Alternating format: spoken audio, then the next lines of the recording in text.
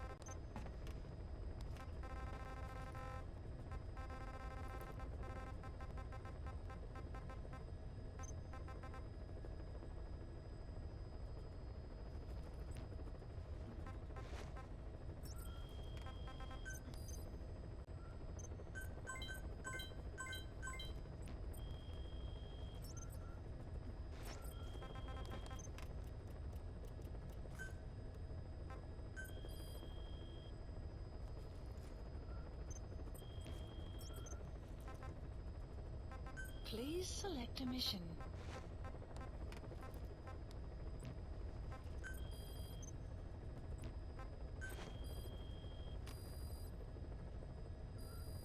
Please select a mission.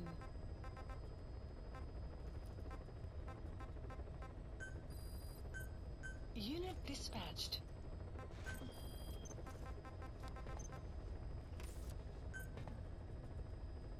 Please select a landing zone.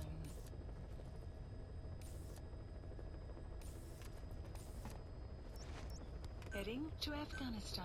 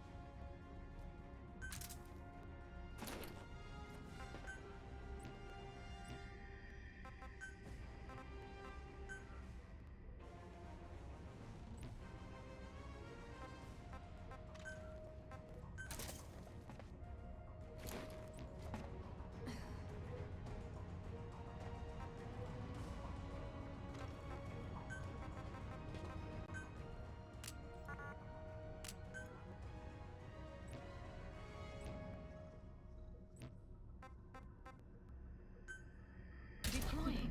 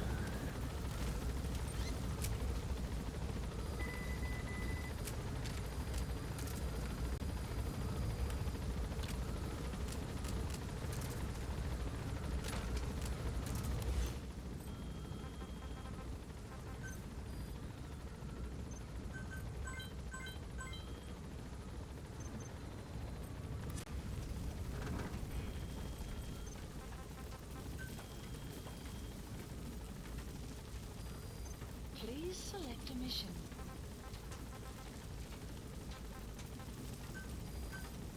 Unit dispatched. Be careful down there, boss.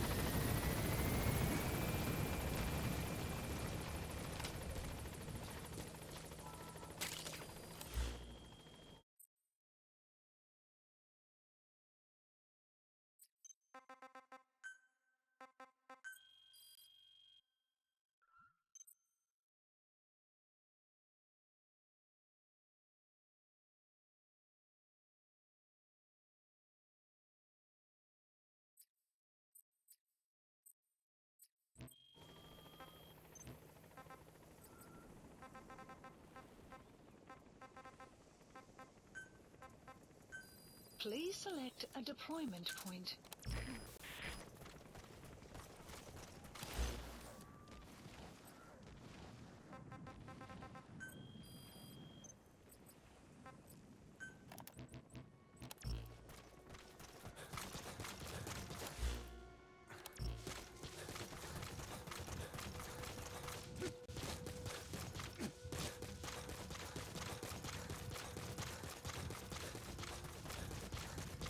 Buddy has infiltrated and the map has been updated.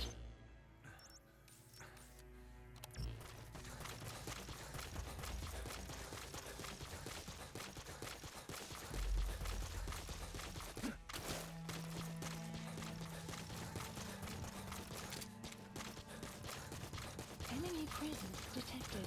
The map has been updated. Extraction arrived at Mother Base.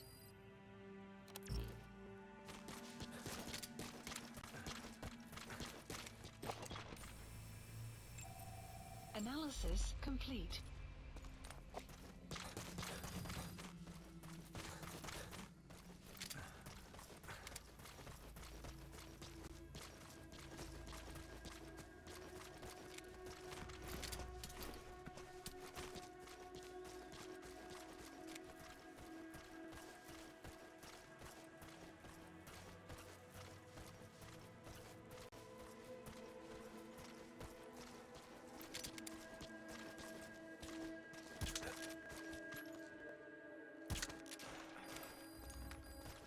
The map has been updated.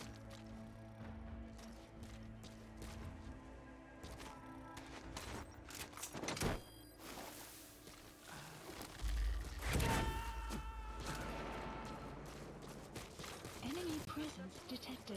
You The gotta map extract has him. been updated.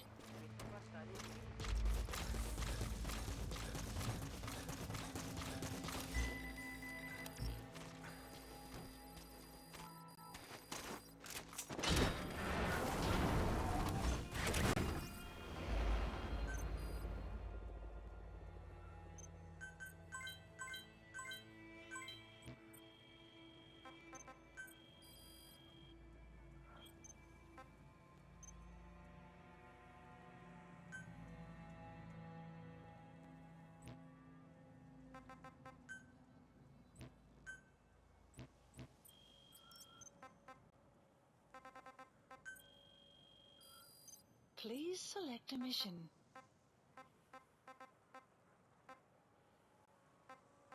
Clouds approaching.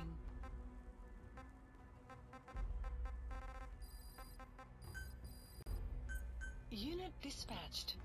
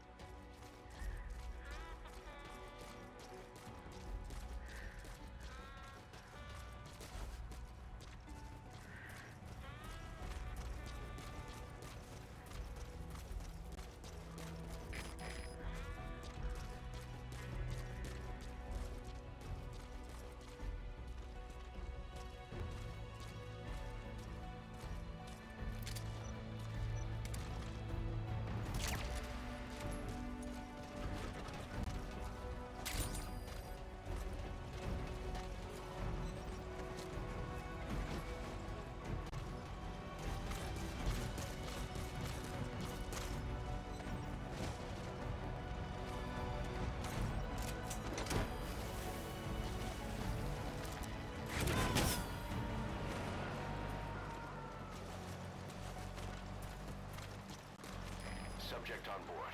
Leave the rest to us.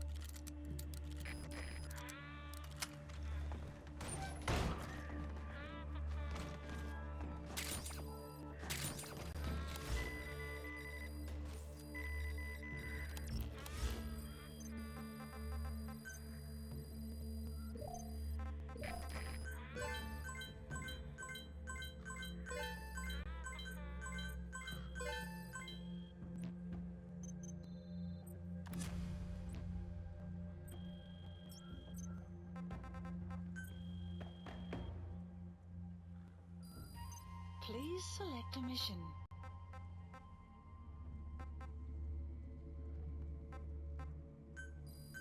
Unit dispatched. Unit dispatched.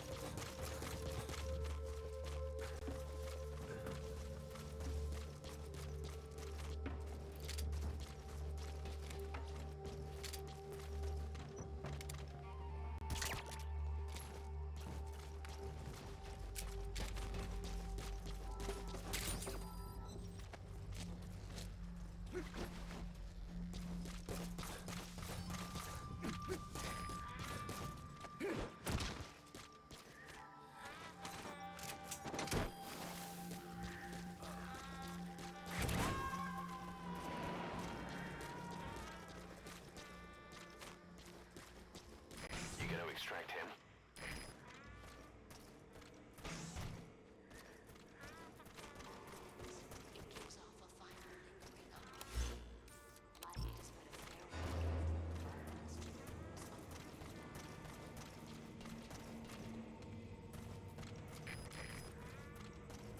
Finish your mission. Prove your loyalty.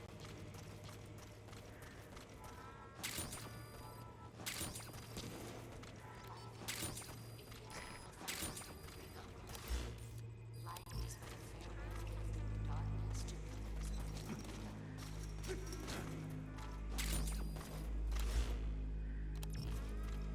the world must be made whole. Philosophers must be reunited. I will devote my skills to that purpose.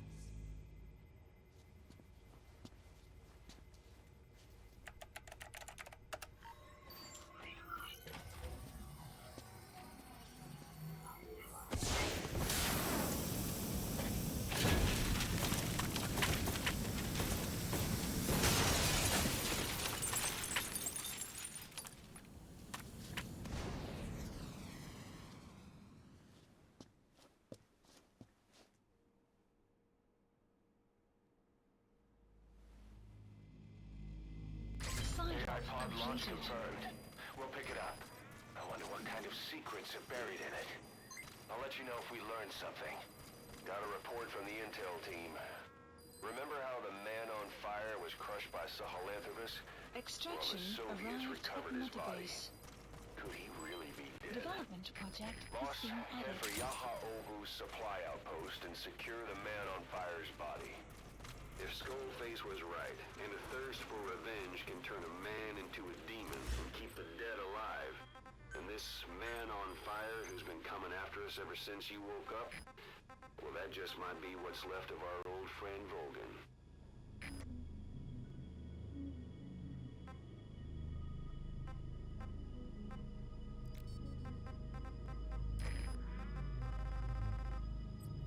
Sun will set shortly.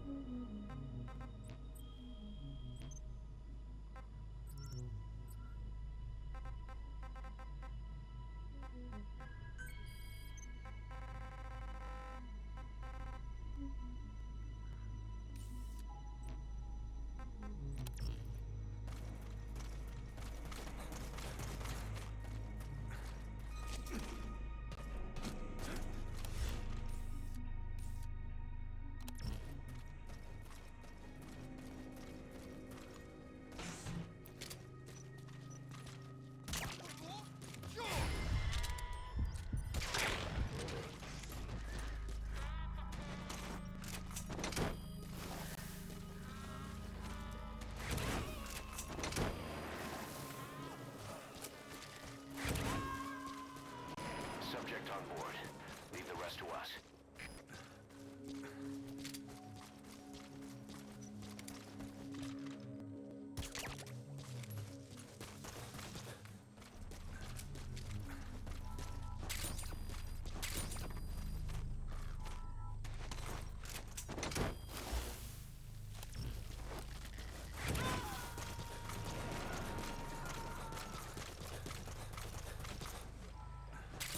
You gotta extract him.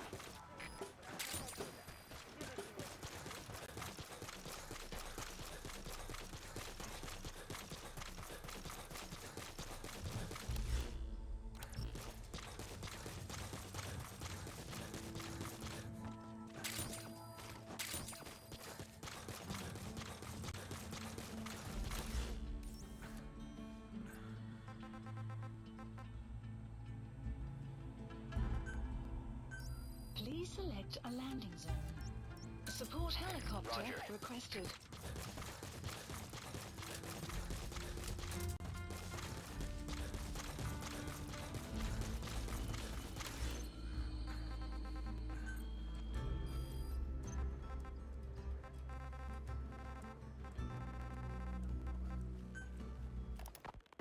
There's something I've been wondering. Why are you called Code Talker? During World War II, the U.S. military used the languages of different tribes, including the Navajo, as codes, right? I know the term Code Talker was used to mean people sent to the battlefield to speak in those codes. Were you one of them? Our mother tongue was indeed used for war, but I did not go. Support helicopter I was has already over arrived. the conscription age. However, I was made to help craft the codes that were spoken. So in a wider sense, you could call me a code talker for that. Navajo is a complex language, and virtually no one outside the U.S. speaks it. They must have thought it was the perfect language to use as a code. Yeah, in the end, the Japanese never cracked it. The cipher is king in information warfare. Of course, they didn't simply speak in Navajo. They created substitutions for words according to a code book, and then translated those into our language. Young Diné was sent to the front lines of the Pacific Theater as code talkers. To fight is an honor for the Diné. They were the pride of our people. But I cannot say this history brings me joy. Words are alive. When they are spoken, life is breathed into them.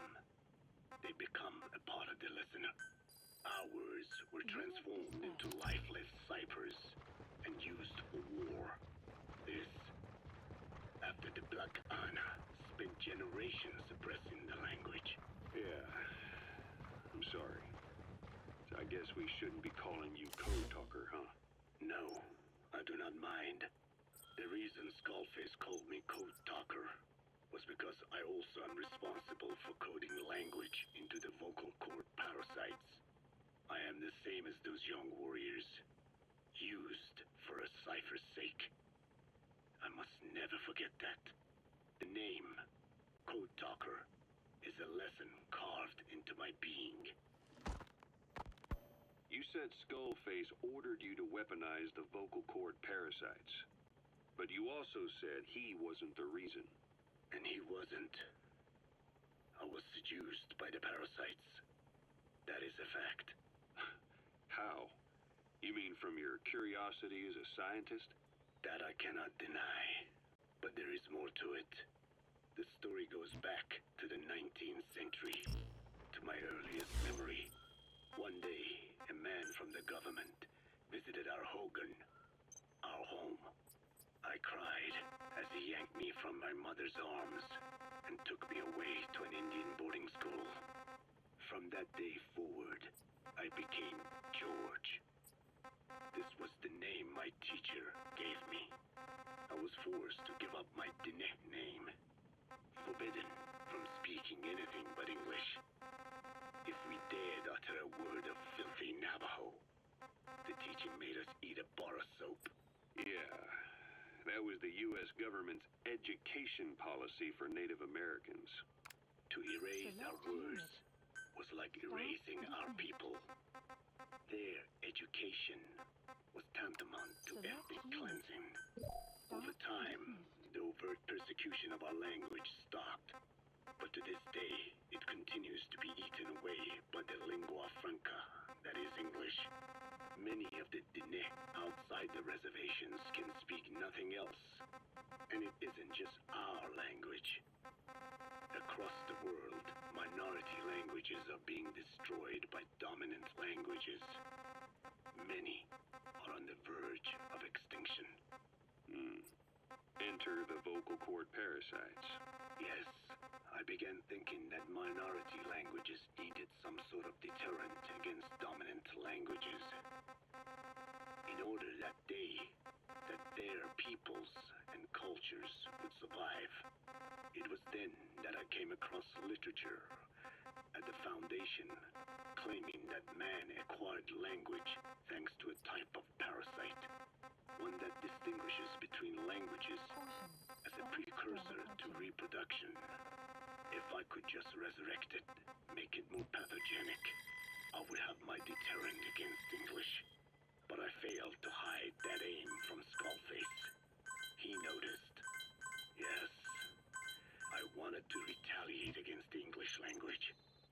Though never did I intend to actually use it as he planned. You know how the story ends. I was forced to study how to make the parasites compatible with all the world's languages. Please select a mission. All but English. However, he in fact secretly isolated an English strain. I will not be held prisoner by the man's Unit phantom. dispatched. The English strain must not be allowed to exist either.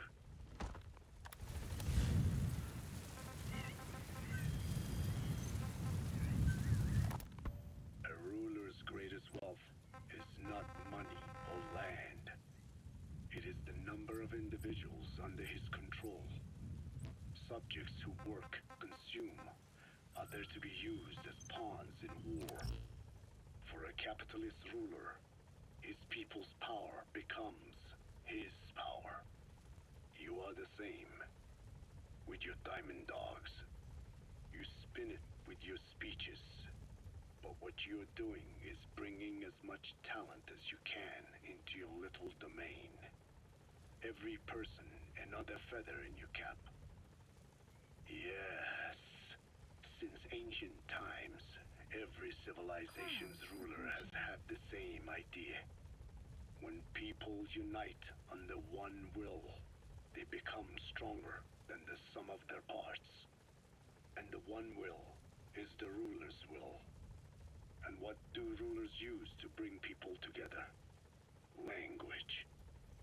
In the Old Testament, it is written that only one language was spoken in Eden. A shared tongue that united all of humanity. Mankind eventually grew aware of its power and harnessed that strength to build a tower to the heavens. The mighty Tower of Babel. This angered God, who split splintered the language of man, and the tower was never completed. Languages emerged, and the earth was divided as men went their separate ways. Every age is the same. A ruler's first order of business, after conquering new land, is to force his tongue on its people. Ancient Rome, Napoleon, and now Zero. English is wreaking havoc around the world right now. The British Empire tilled the land with war as its hoe, then began planting the seed that is English. Eventually, American capitalism became the new instrument. To play its game of wealth, you only had to abide by one rule: English.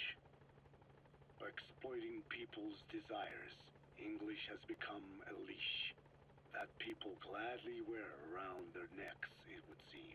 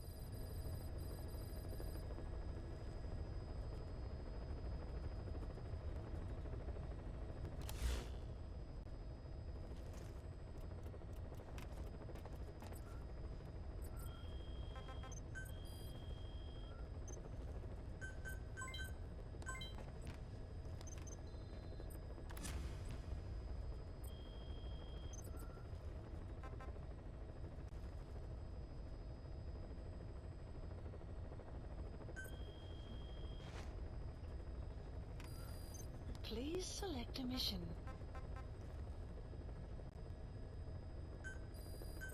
Unit dispatched.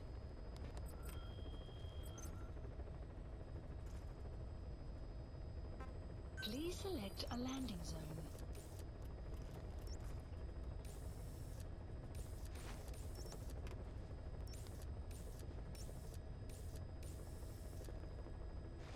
Heading to Mother Base.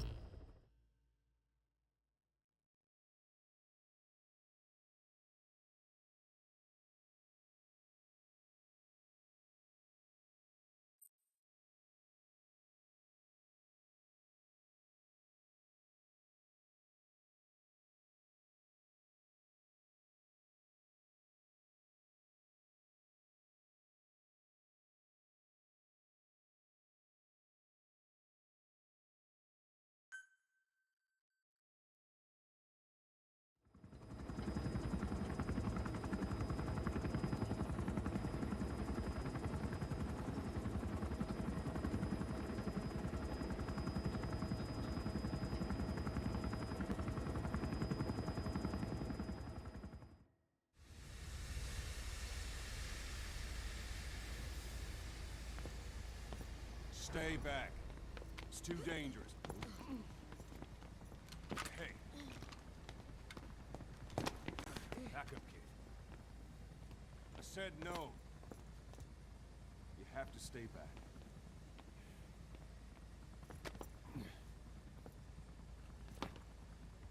Some things can't be helped. Back to your quarters.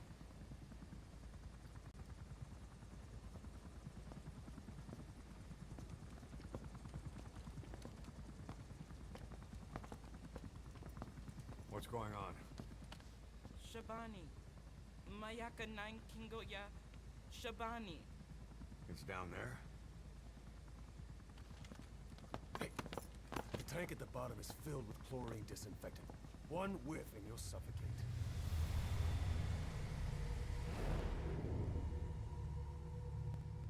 Don't even.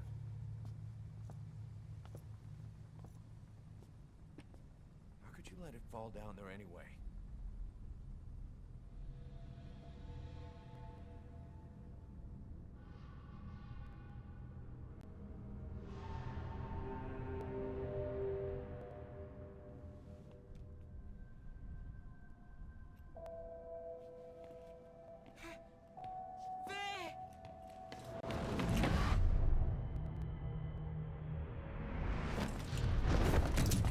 Hit the alarm!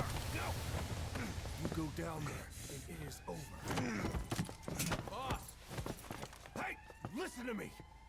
There is no way to recover the body.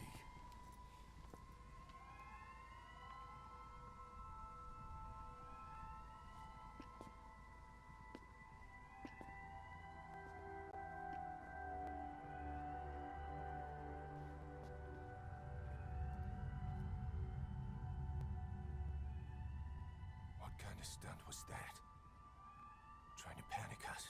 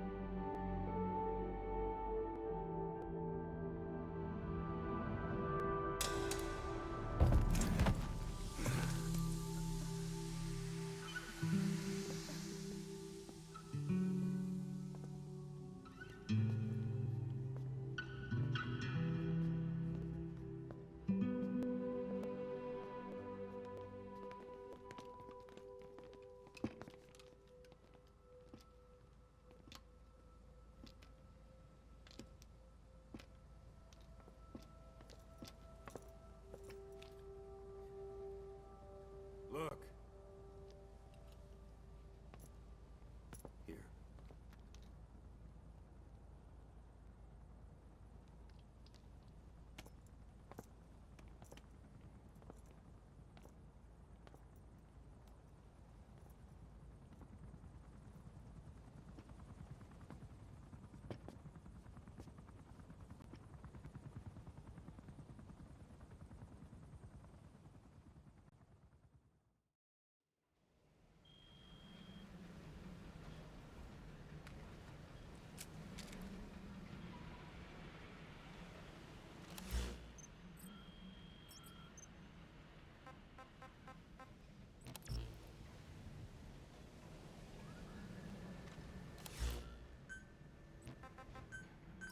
Please select a landing zone confirmed. Roger.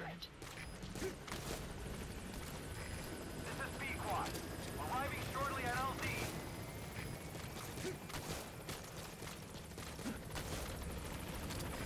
This is B-Quad. On station at LZ.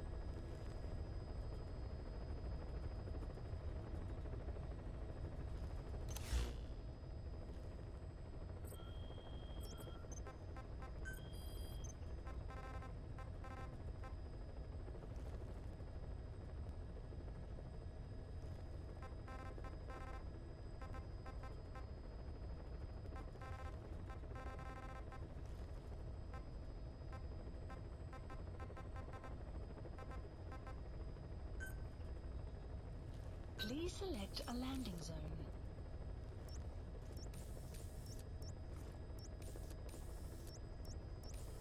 Heading to Afghanistan.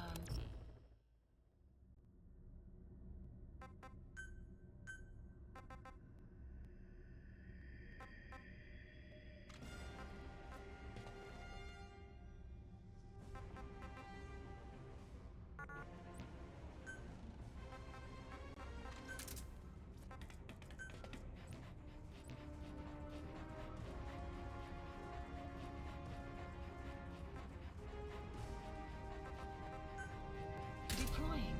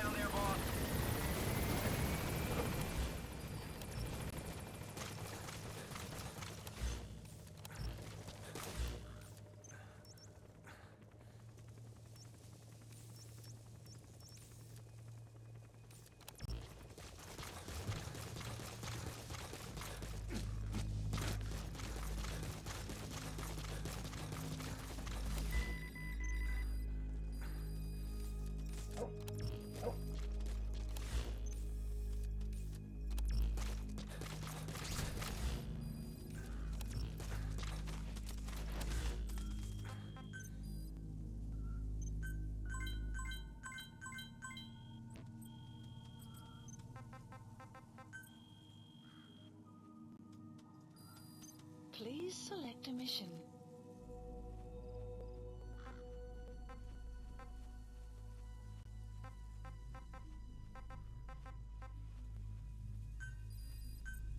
Unit dispatched.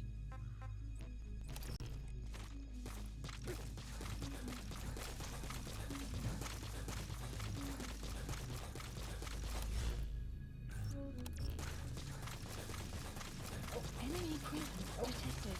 The map has been updated. Extraction arrived at Mother Base. Enemy presence detected. The map has been updated.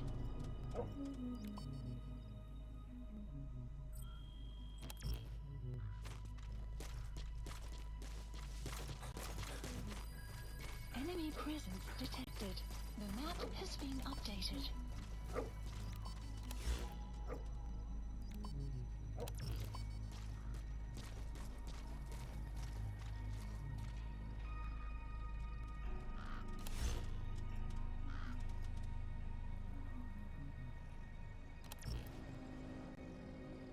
Enemy presence detected.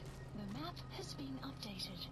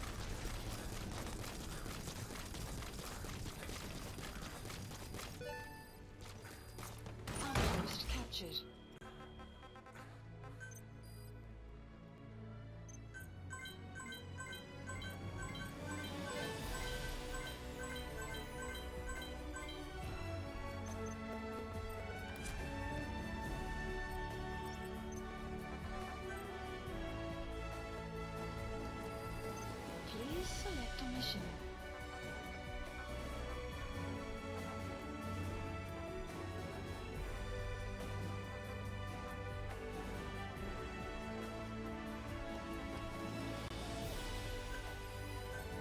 Unit dispatched. Unit dispatched.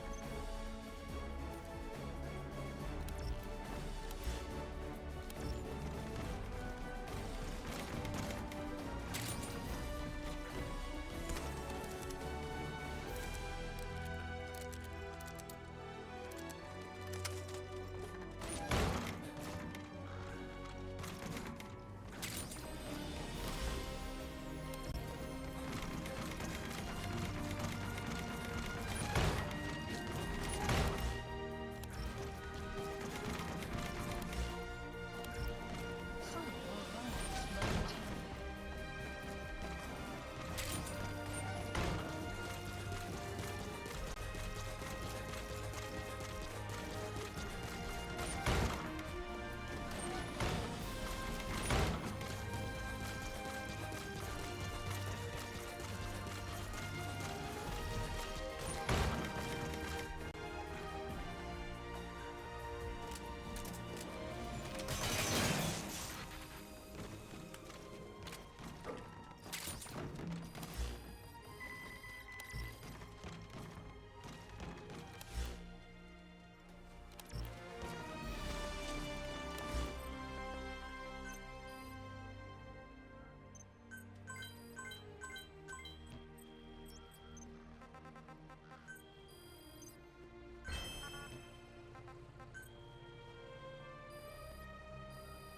Please select a mission.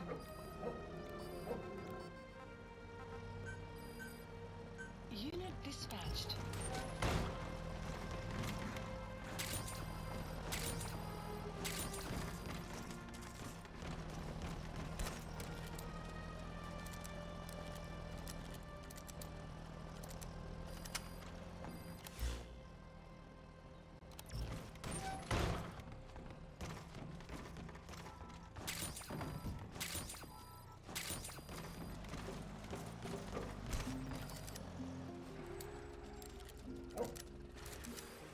The map has been updated.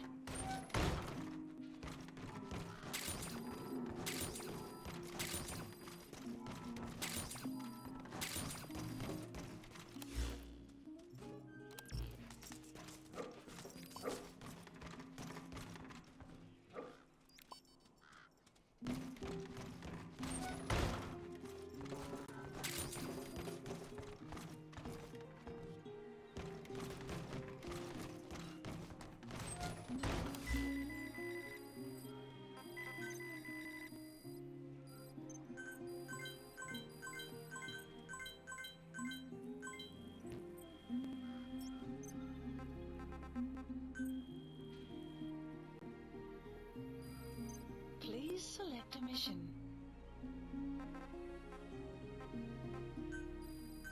Unit dispatched. Unit dispatched.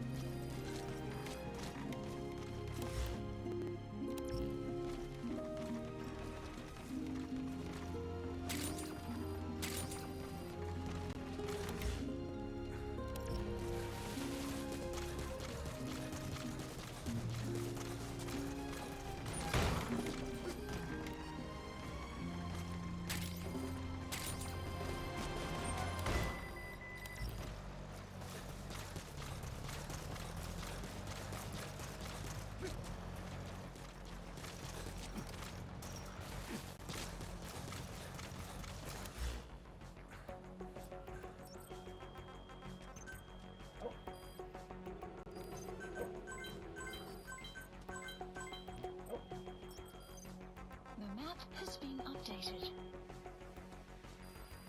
Please select a mission.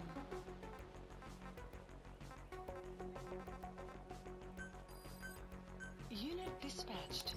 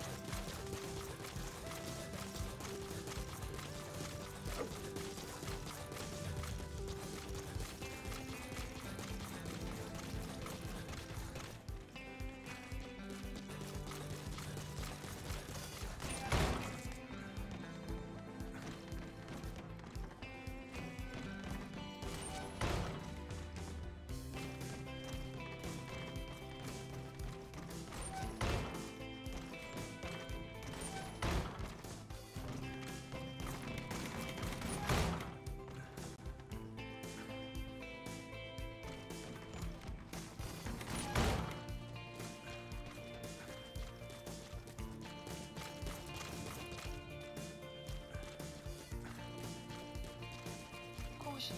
Sandstorm approaching.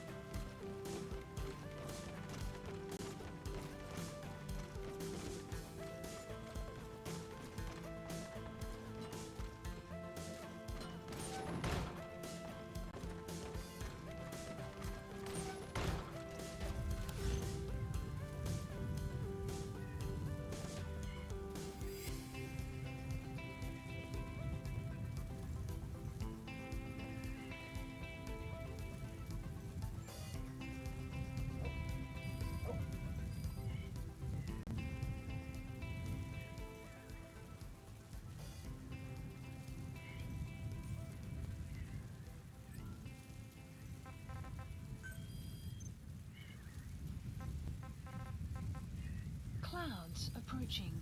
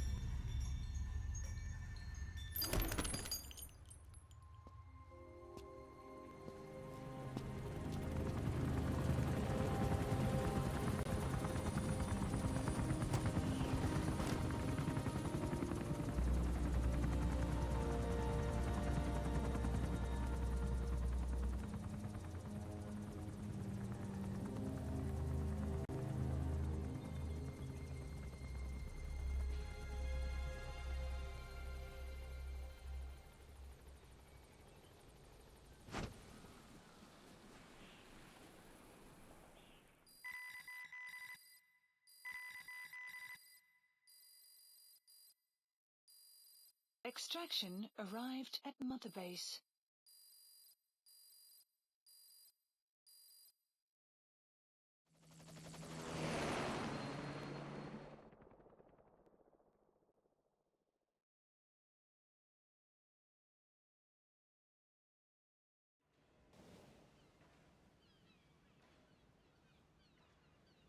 I barely recognize you, Colonel.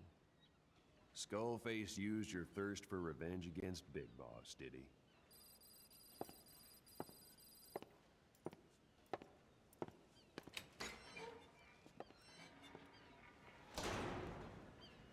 Side op I've completed. updated the mission list. We've received some new job offers. Side The ops details list are on your iDroid. updated.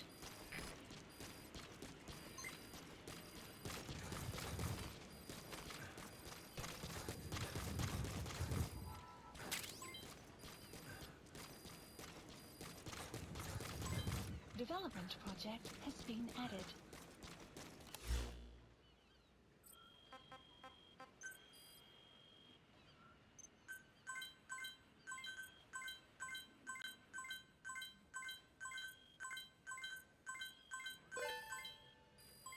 Development project has been added.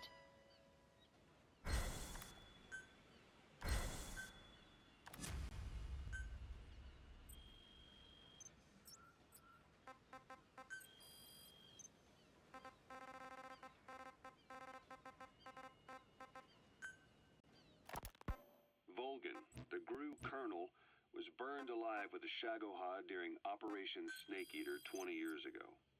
Despite suffering severe burns to his entire body, he still clung to life.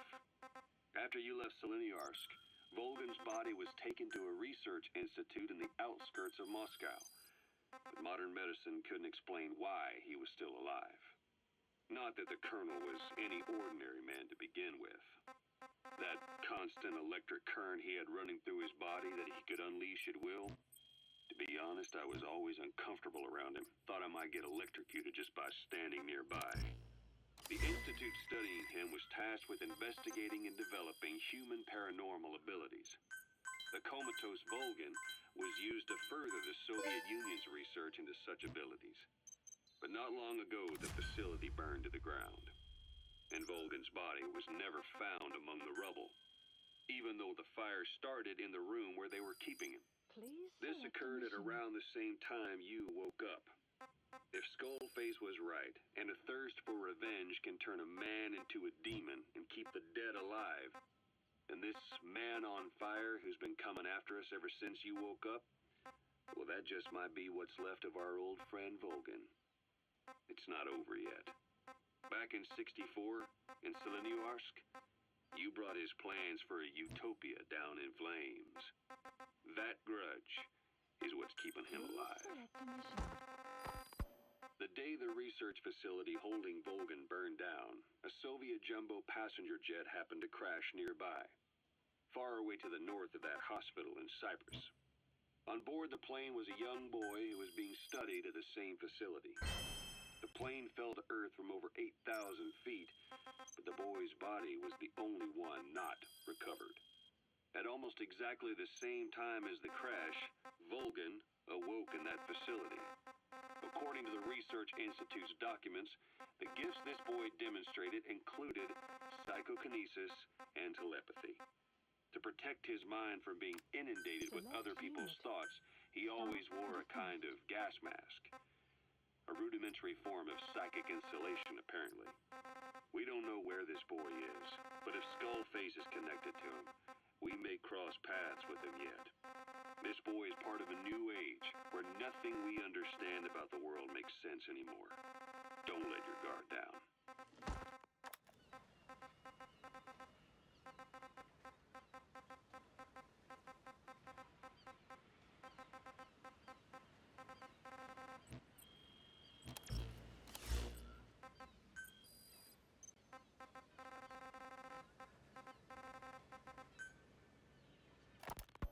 So what were they doing at Enzoya Badia, Baloo? That facility with all the people laid out in rows? The abandoned factory Shabani was held in. It is precisely as you guessed. Please Look, specify Anna, project. was coding languages into the vocal cord parasites. They infected the subjects with the parasites, then made an incision in the throat to expose the vocal cords. That allowed them to play recordings of a desired language directly to the parasites. And the parasites learn the languages that way. That's some teaching method. I just don't get how a bunch of bugs had the brain power for it. They don't. Do not judge them by human standards. They do not learn as a function of intellect. Then how do they do it? What language the parasites react to is coded into their genes. You could expose the Japanese strain to English for years, and it would never learn the language and react to it. The pronunciation, rhythm, and structure are different. But what about, say, Spanish and Portuguese? Linguistically, the two are very close. Yeah, they're both Ibero-Romance languages. Even so, a Spanish language mating pair exposed to Portuguese will not copulate. Only when they hear Spanish. Only then. And the majority of their offspring will be the same. So it's a literal case of a mother tongue. But if that's so, I don't see how the different strains can be created in the first place. Well, among the many thousands of offspring, there may be just a few that react to Portuguese. You're Please talking about specify a mutations. project. Correct. Playing the tapes helps to identify the mutant strains.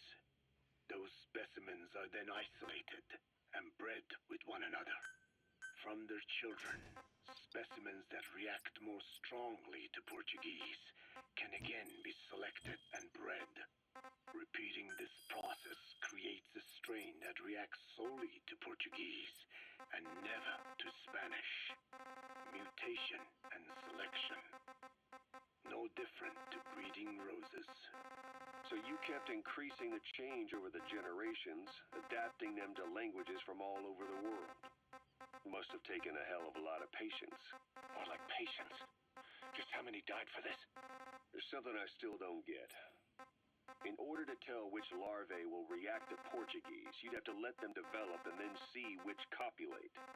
That means you'd need tens of thousands of guinea pigs. There's no way you could do that in a facility that small. For normal selective breeding methods, you would be right. But there is a more effective selection method when training the vocal cord parasites. Go on. It is not only when mating that the parasites listen for language. Shortly before hatching, larvae display markedly increased activity in reaction to a particular language. Please select The a active mission. eggs can be identified under a black light. So the eggs that react to Portuguese are selectively placed in the throats of subjects. So you see, narrowing down strains that react to the target language is an effective process. Though I'm sure that even so, many lost their lives to create the various strains. Taken against their will into that dungeon. There are two reasons for playing the tapes for the parasites. One, to isolate the eggs that respond to the target language. And two, to cause the specimens raised from the selected eggs to mate. I get how the system works. But why do they respond to language before they even hatch? It's not like they can mate from inside an egg. It is because the larvae learn the language before hatching. You mentioned that what language the parasites respond to is hard-coded into their genes, and that they don't have the brain power to actually learn a language. But then you say that the larvae at Nzoia Badia Bulu were learning the languages in the egg. Your story doesn't add up. Your country is home to a unique songbird. The Japanese bush warbler. Sure, what of it? What a beautiful call it has. But no bush warbler can sing it perfectly at the start. As chicks, They can barely chirp at all. They must learn from their parents and other adult birds. Only then can they sing properly and attract females. So naturally, there are individual differences in each bird's call. Though they start on the same footing, each bird is influenced by its teachers. And the parasites are the same? Like the birds, the parasites have a genetic predisposition towards a particular language. But while in the egg, the larvae's ears are tweaked by listening to the voice of the host. Unit This dispatched. tweaking ensures that the grown parasites will react better to the host's speech pattern. Why would they have an Dispatch. ability like that? Unit Well, dispatched. there are distinct Unit regional dispatched. differences within even the Unit same dispatched. language. Rare is the Unit language that has no dispatched. unique dialects. Yes, learning the host's speech pattern before hatching attunes the larvae to whatever twist of pronunciation it will encounter. This adaptive ability is what makes them so formidable. I see. So a language requires selective breeding, but the parasites can learn dialects by themselves. Of course, having the egg-stage larvae listen to the tapes in the factory was not meant to teach them. It was more important to use that trait of theirs to identify the mutated strains. As I mentioned earlier, Is that really accurate enough to use as a weapon? You could wipe out a neighboring ethnic group by accident if their pronunciation is too close. what you say is true. In that sense, they are imperfect as ethnic cleansers. But for his purposes, they are good enough. His objective was not to exterminate any one ethnic group, but to render the world's lingua franca, English, inert. Please specify a project.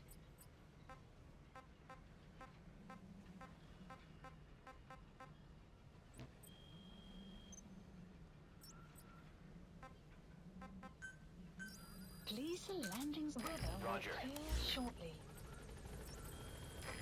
This is B-Quad. Arriving shortly at LZ.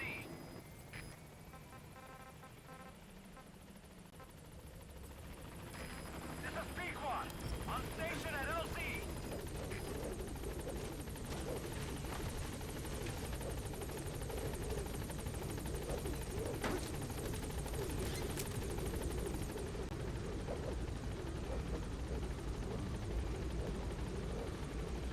Gaining altitude.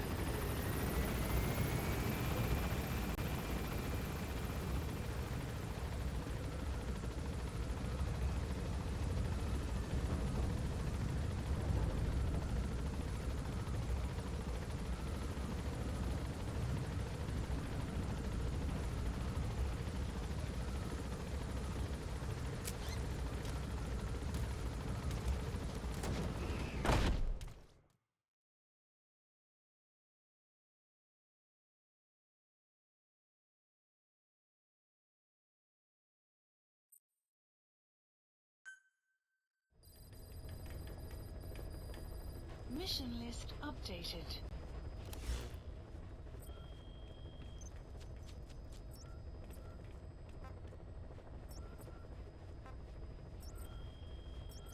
Please select a mission.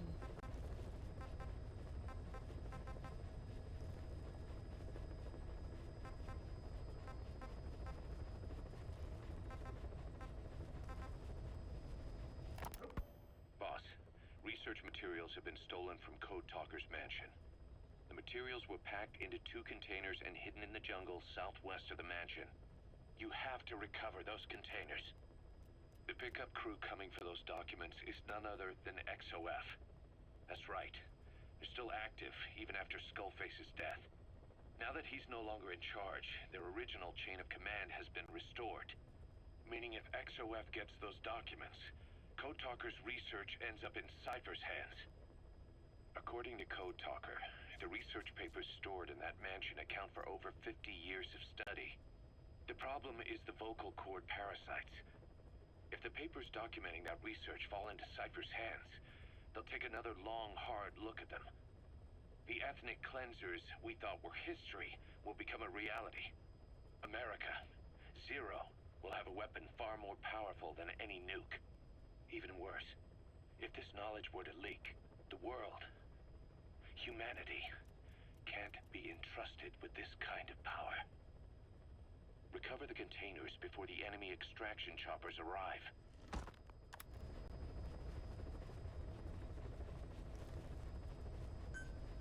Mission accepted.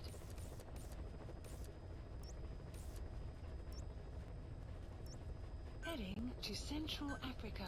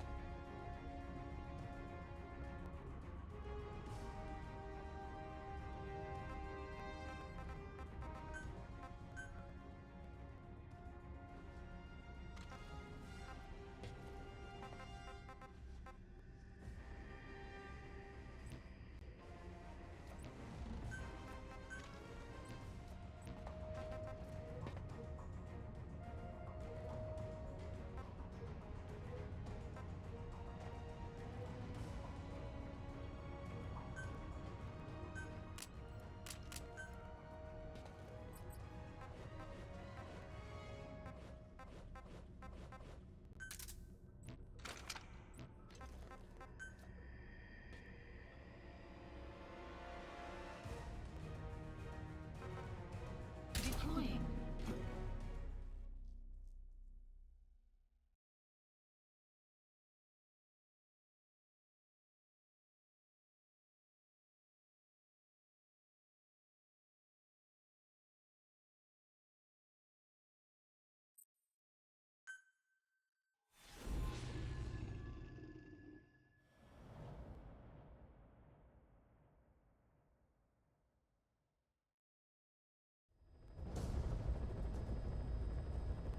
Boss, Code Talker's research has been stolen. The research materials have been packed into 2 containers and hidden in the jungle southwest of the mansion. Enemy extraction choppers will be there any minute. You have to find and retrieve those containers before they arrive. That area is being guarded by zero-risk security, and their client is XOF. If the choppers make off with the containers, that research will end up in Cypher's hands. That cannot be allowed to happen. One other thing, boss. We need a cargo-capable Fulton extraction device to recover the containers. Use your iDroid to order its development and have it dropped in.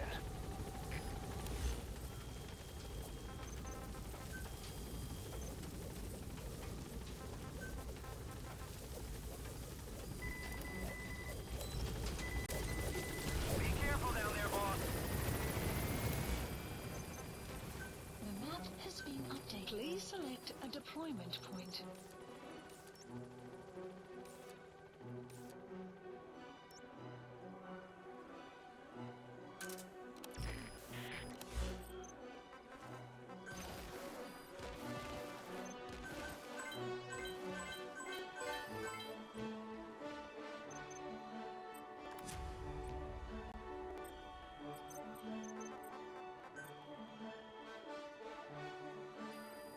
Please select a mission. Caution, rain. Unit dispatched. Unit dispatched.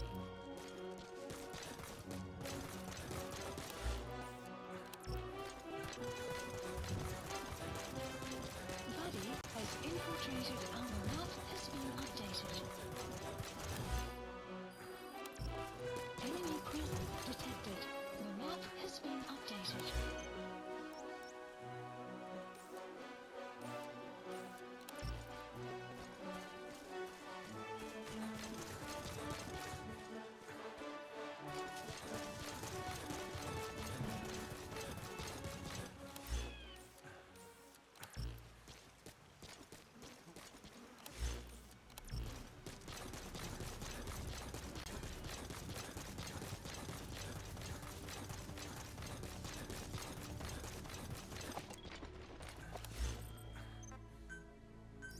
Please select a deployment point.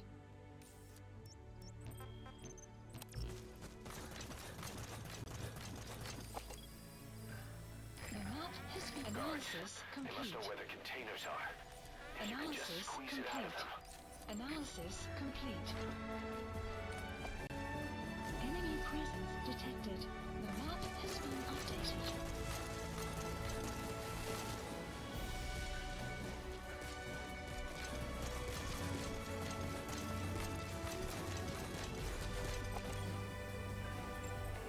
Analysis complete.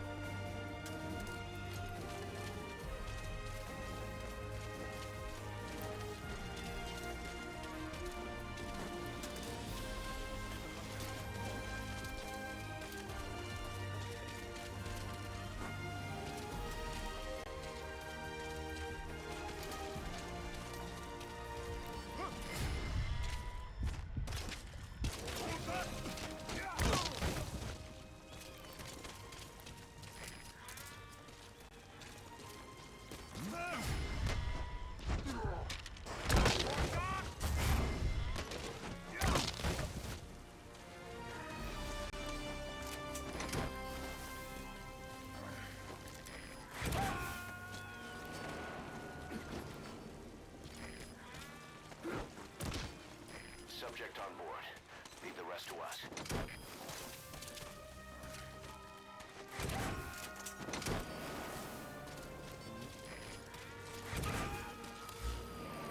He's coming too. Roger that.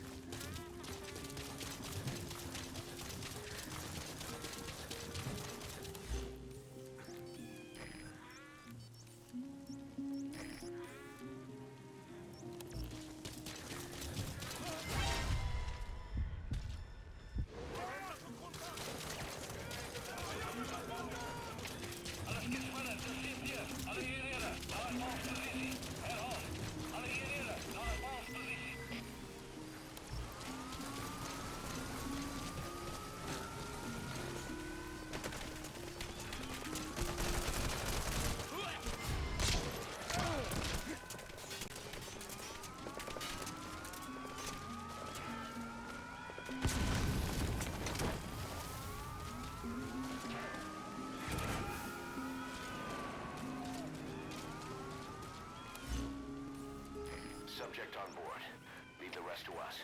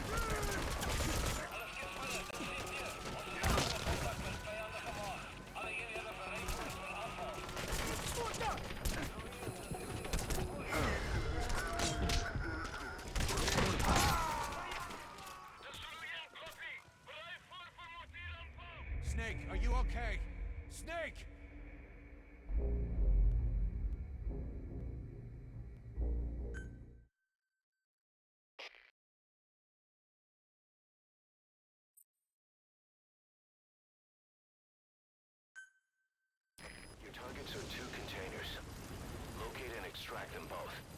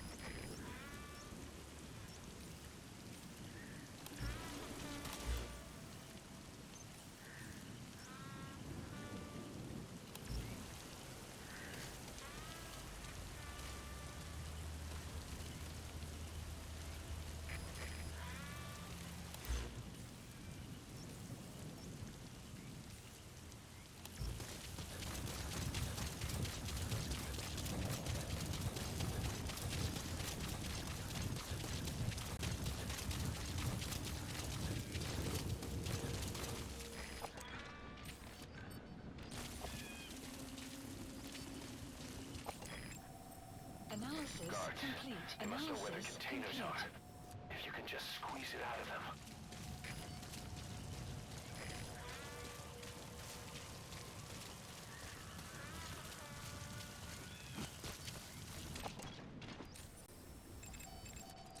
Analysis complete.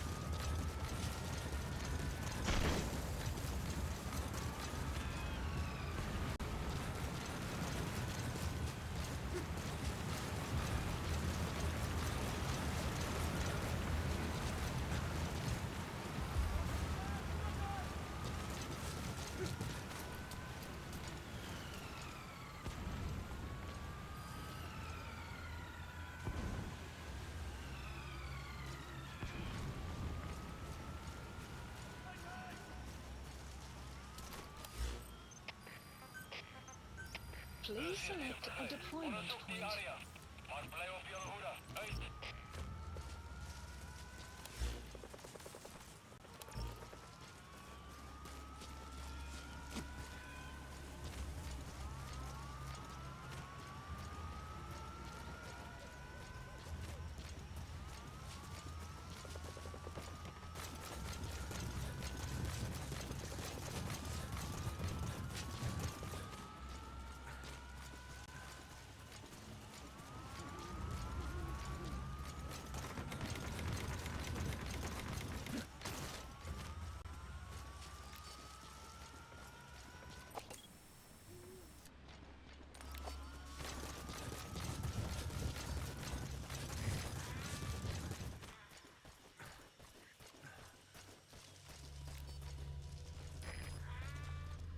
Enemy presence detected.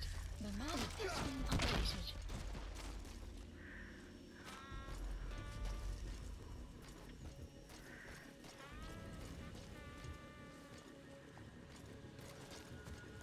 Our early warning radar still hasn't picked up the enemy choppers. But it's only a matter of time before they arrive.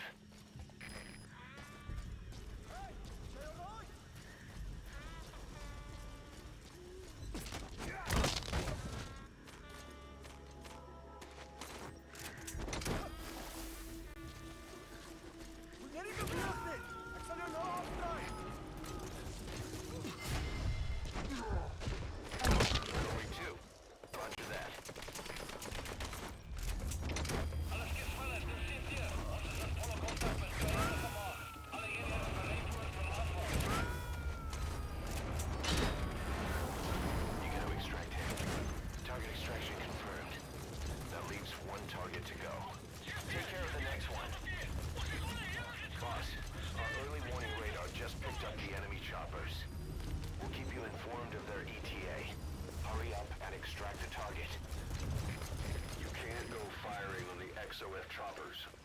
If we attack XOF now, it'll be a declaration of war against Cypher itself. That time will come, but it's not now.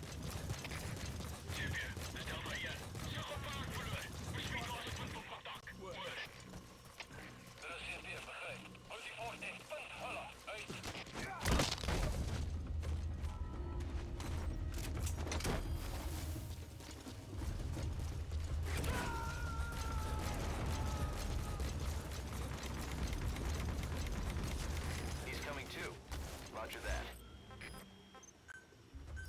Please select a deployment point.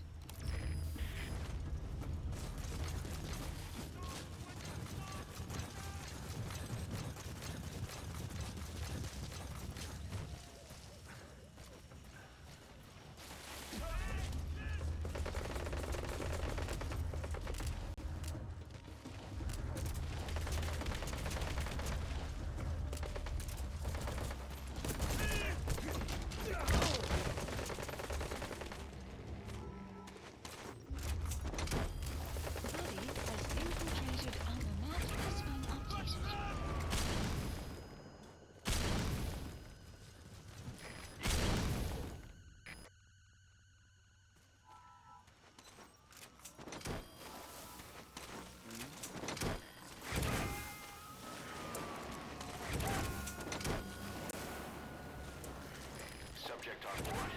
Leave the rest to us.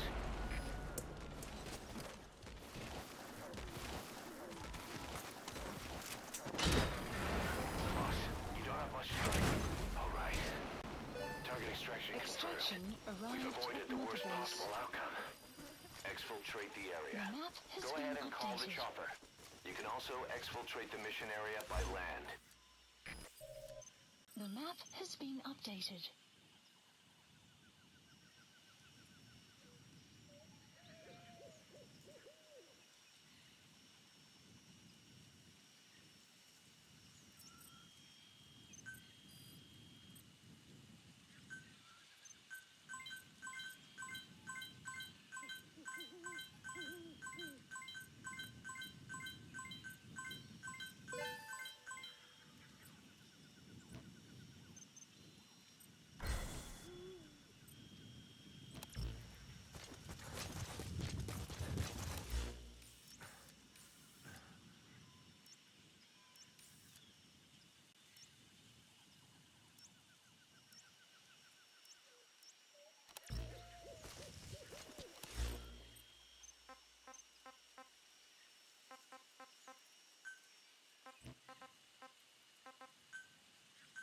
Please select a landing. Support helicopter Roger. requested.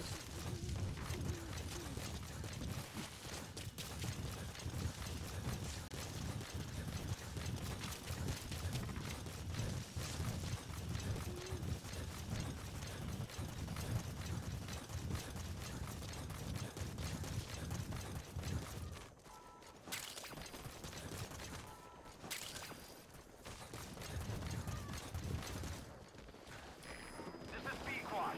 Arriving shortly at LZ.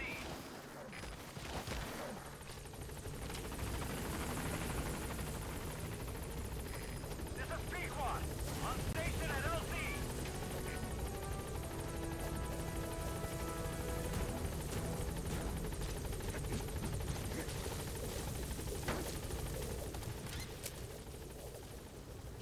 Gaining altitude.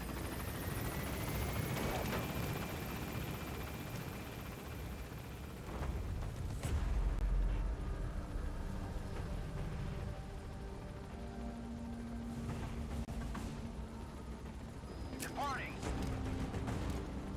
Exfiltrated on Right. site. You're out of the hot zone. No enemy forces in pursuit. Mission complete. Extraction arrived at Mother Base. Mission complete. Great work.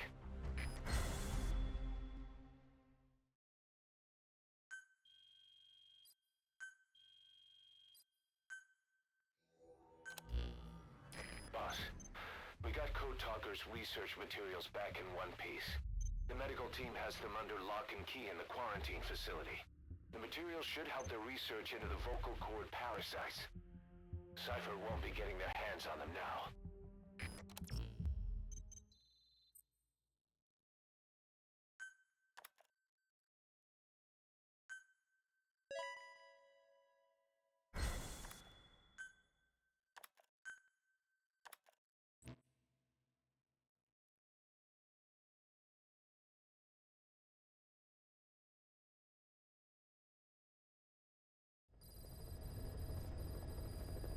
Side ops list updated. About that AI pod you retrieved from Emmerich's research facility. Guess what we found inside? A corpse. Human.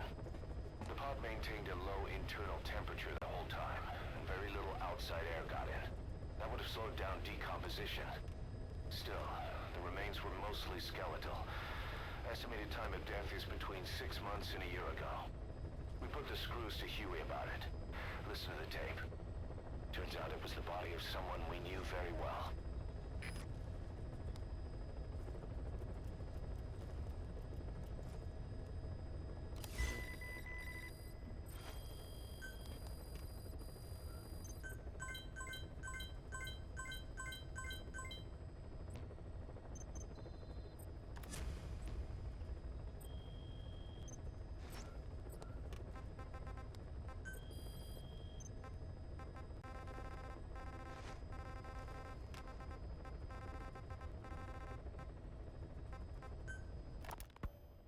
I hope you bought a better hamburger this time, Kazuhira. Right.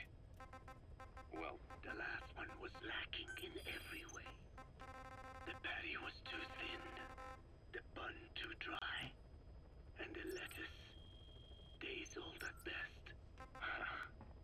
hey, that was 100% all beef patty, and no shortening in the bun either. Nature's blessings, unadulterated, in hamburger form. Permission. Is that it? But when taste falls short, so does our gratitude to nature. Unit Making dispatched. such precious blessings unpalatable is sacrilege. Unit dispatched. I hate to admit it, but I think you're right. I should have known better than to settle for second best. That's why I had him run some more R&D, develop a new burger. Unit dispatched. In fact, one of our researchers just dropped by with the latest results. Unit dispatched. Here it is. See how you like this? We shall see indeed.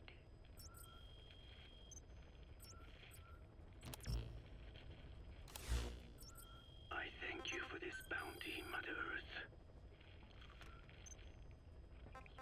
So, what's the verdict? Not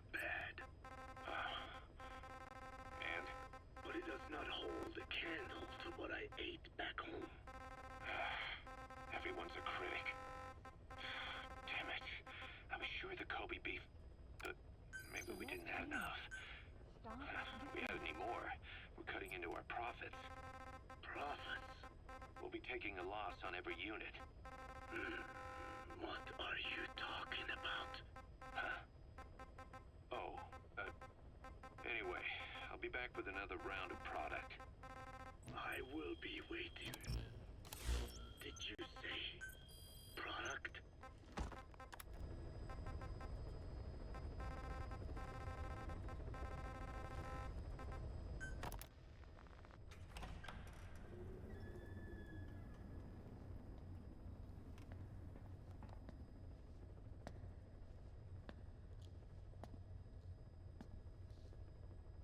Yaat-e.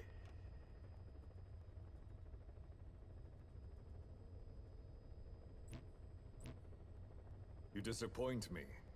Have you forgotten my face? Leave me be. You won't respond to anyone else, so I figured it must be me you wanted to see. But now you won't even look at me.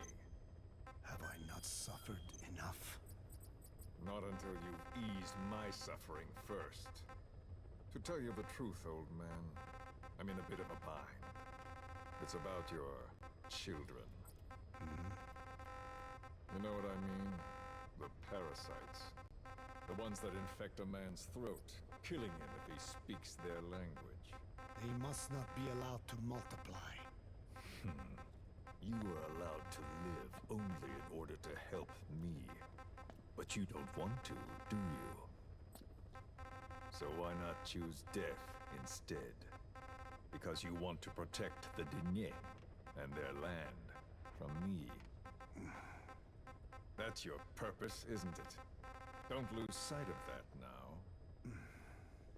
It's in your interest to cooperate. Because if you don't... Madness. The parasites can't detect your people's tongue. So I'll just have to resort to more heavy-handed means. I have the greatest respect for your people. I would rather avoid such a thing, but we don't always get our way. I was born a tiny mote in a mighty tempest. And until those winds abate, all I can choose is how to act when they blow me this way or that. Tell me, Code Talker, what happens to a man infected with a pair of your parasites? Can they be removed? Can the full-blown symptoms be prevented? It is impossible to remove the parasites alone. They have too close an affinity with humans. Then how do you stop the symptoms from developing? All right. I was hoping for an answer now, but perhaps you just need a little more time. I'll be back soon. I've set up shop, not far from here. We'll be seeing a lot more of each other. If you're close by, then it is almost complete. We're in the final phases. All that's left is to see if I can actually disable a nuke, with the help of your metallic archaea. Once that's done, I won't have to return here again, and your suffering will end, as will your people's. We're almost finished, Code Talker, each in our own way. My only regret will be not finishing you. There's nothing stopping you. I'm only alive because you want me that way. Ridiculous. As you wish. My regret is this misunderstanding between us. You and I, our goal is the same. We should be working together. A symbiosis. You do not know my mind. I simply want the Diné bloodline to endure. Really now? You're just another mote in the storm.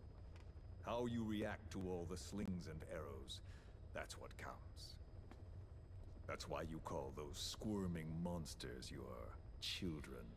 What I have done is forbidden. Forgive me, all of you. The world should be left the way it is. You of all men should know that.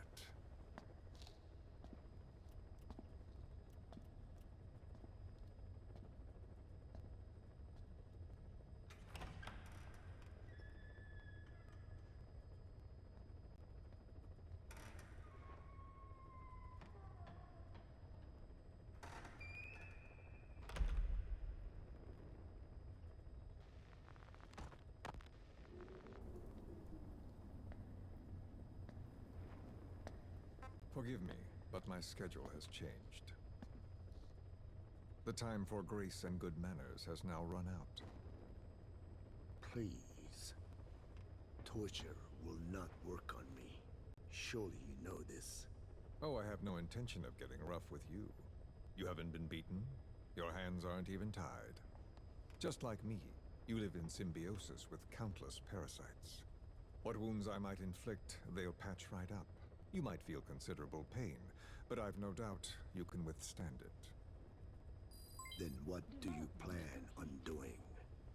I have a soldier standing outside.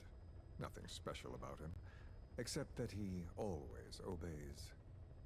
I have given him one instruction. Whenever I ring this bell, he passes on a message for me. That message is simply, go. What is this? After that, though, it gets complicated. The message will arrive at a room, a little bigger than this one, nothing special. Some of your people are in this room, surrounded by my men. Enough of this. They pick them at random. No regard for age, gender. In that, I suppose, they're different from you. Not as discriminating. Development complete. They tied them up, one by one, blindfolded them. We had to maintain order, you understand? You bastard. Go. When they hear that, Development my men will pick complete. one of your people and infect them with a parasite. Your parasite. It won't work on my people. True. The vocal cord parasite doesn't respond to your language. But what about English? An English strain. It exists. A ring of this bell, and they infect one person. If that person abandons the Navajo language, the English strain will trigger symptoms. You monster. So, it's quite simple.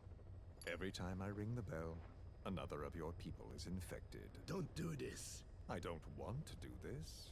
I'd rather not have to ring the bell, which is why I'm hoping you will talk to me. What do you want? What else could you possibly want? You know the answer to that. How to prevent the symptoms caused by the parasite. You cannot control it like some slave. Forget the idea. Forget it. Unlikely. I will never tell you. What have you done? You made me do that. You black-hearted...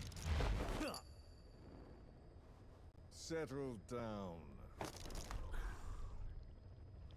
Don't use it again. Well, that is up to you. All you need to do is tell me what I want. How to prevent the vocal cord parasite's symptoms. Why? Why do you need to know? The adult soldiers at Amasa are all dead. What? The parasite traveled downstream. How? It would appear that he was involved. Another demon who woke up from 9 years of slumber. As a result, the vocal cord parasite spread through the village. I told you this would happen. It was an unfortunate accident. He is becoming an annoyance. He may stumble upon the truth sooner or later, but I suppose that is really of no consequence. One day, he too will pay for what he has done. Black Anna. The real demon is you. You know, this incident made me realize something. You are right. I should have acted with more humility. These creatures cannot be controlled. All the more reason I require a means to stop them. There is no such way. Oh, really? Wait! Don't ring it again. It is up to you. Out with it! I see now. There must be more to it than that. What? They are in you. You use this land to breed more of my children. And not just here. No. In pursuit of your ethnic cleansers. You sifted through many language strains. Finding hosts. Breeding more and more. You would have been infected in the process. Infected with countless strains. Most likely your mother tongues as well. Romania, northern Transylvania. You found that one too. Yes, the Hungarian strain. That responds to the CK's dialect. Silence! Black Anna. It is you who shall pay.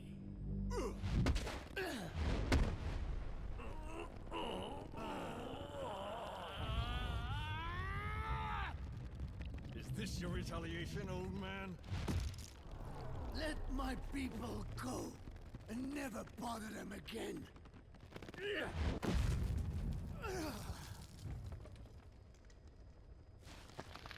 You heard me. What now? What? No! What are you doing? I am not afraid. I probably have every language strain inside of me. Meaning all the world's languages are already lost to me. But that suits me fine. If need be, I myself can produce whatever strain is needed. And that means nothing to you. If you are infected, you can never again speak your mother tongue. Otherwise you will die. As will every one of your countrymen. A few words here and there won't trigger the symptoms. And besides, the time is not yet right to show this face in my homeland. Not until my revenge is complete. Now... Stop! We're out of time. I have to get going. Well... No!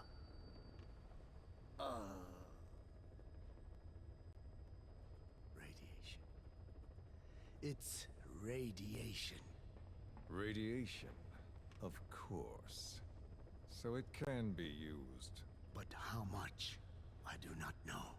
Radiation denatures their reproductive cells, preventing them from mating.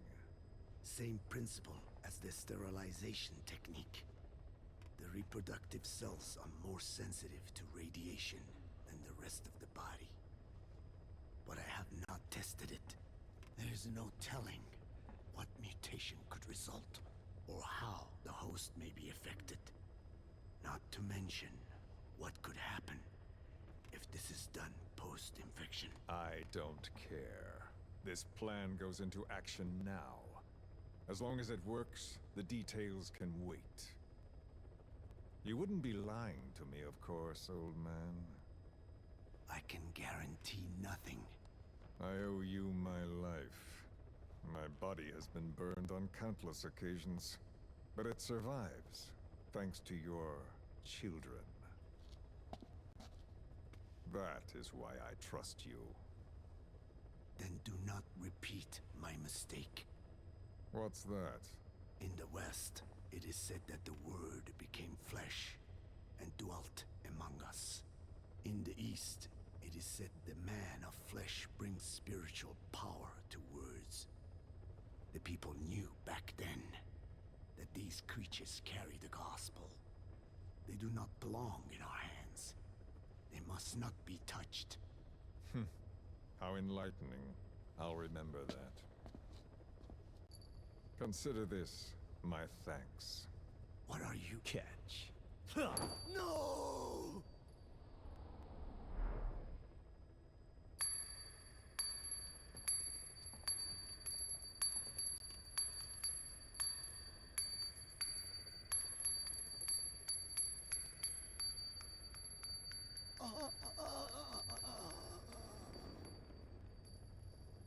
Well then, I'm afraid it really is goodbye this time, Code Talker.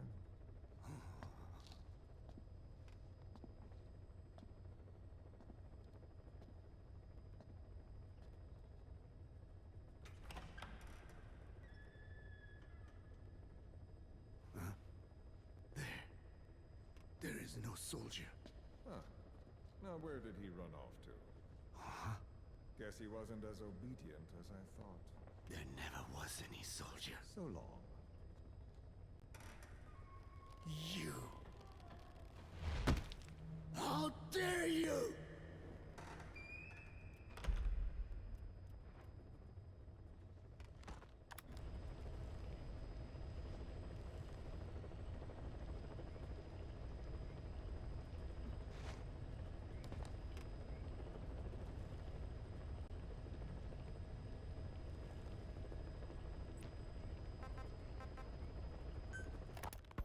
I have no doubt Skullface's plan is almost complete. At that point, I will no longer be of use to him. I must leave behind this record at least. A record of how the ancient vocal cord parasites became these abominable ethnic cleansing parasites. I believe he has two purposes for the ethnic cleansing parasites. The first, as their name suggests, is ethnic cleansing. This conflict between East and West that envelops the world will not last much longer.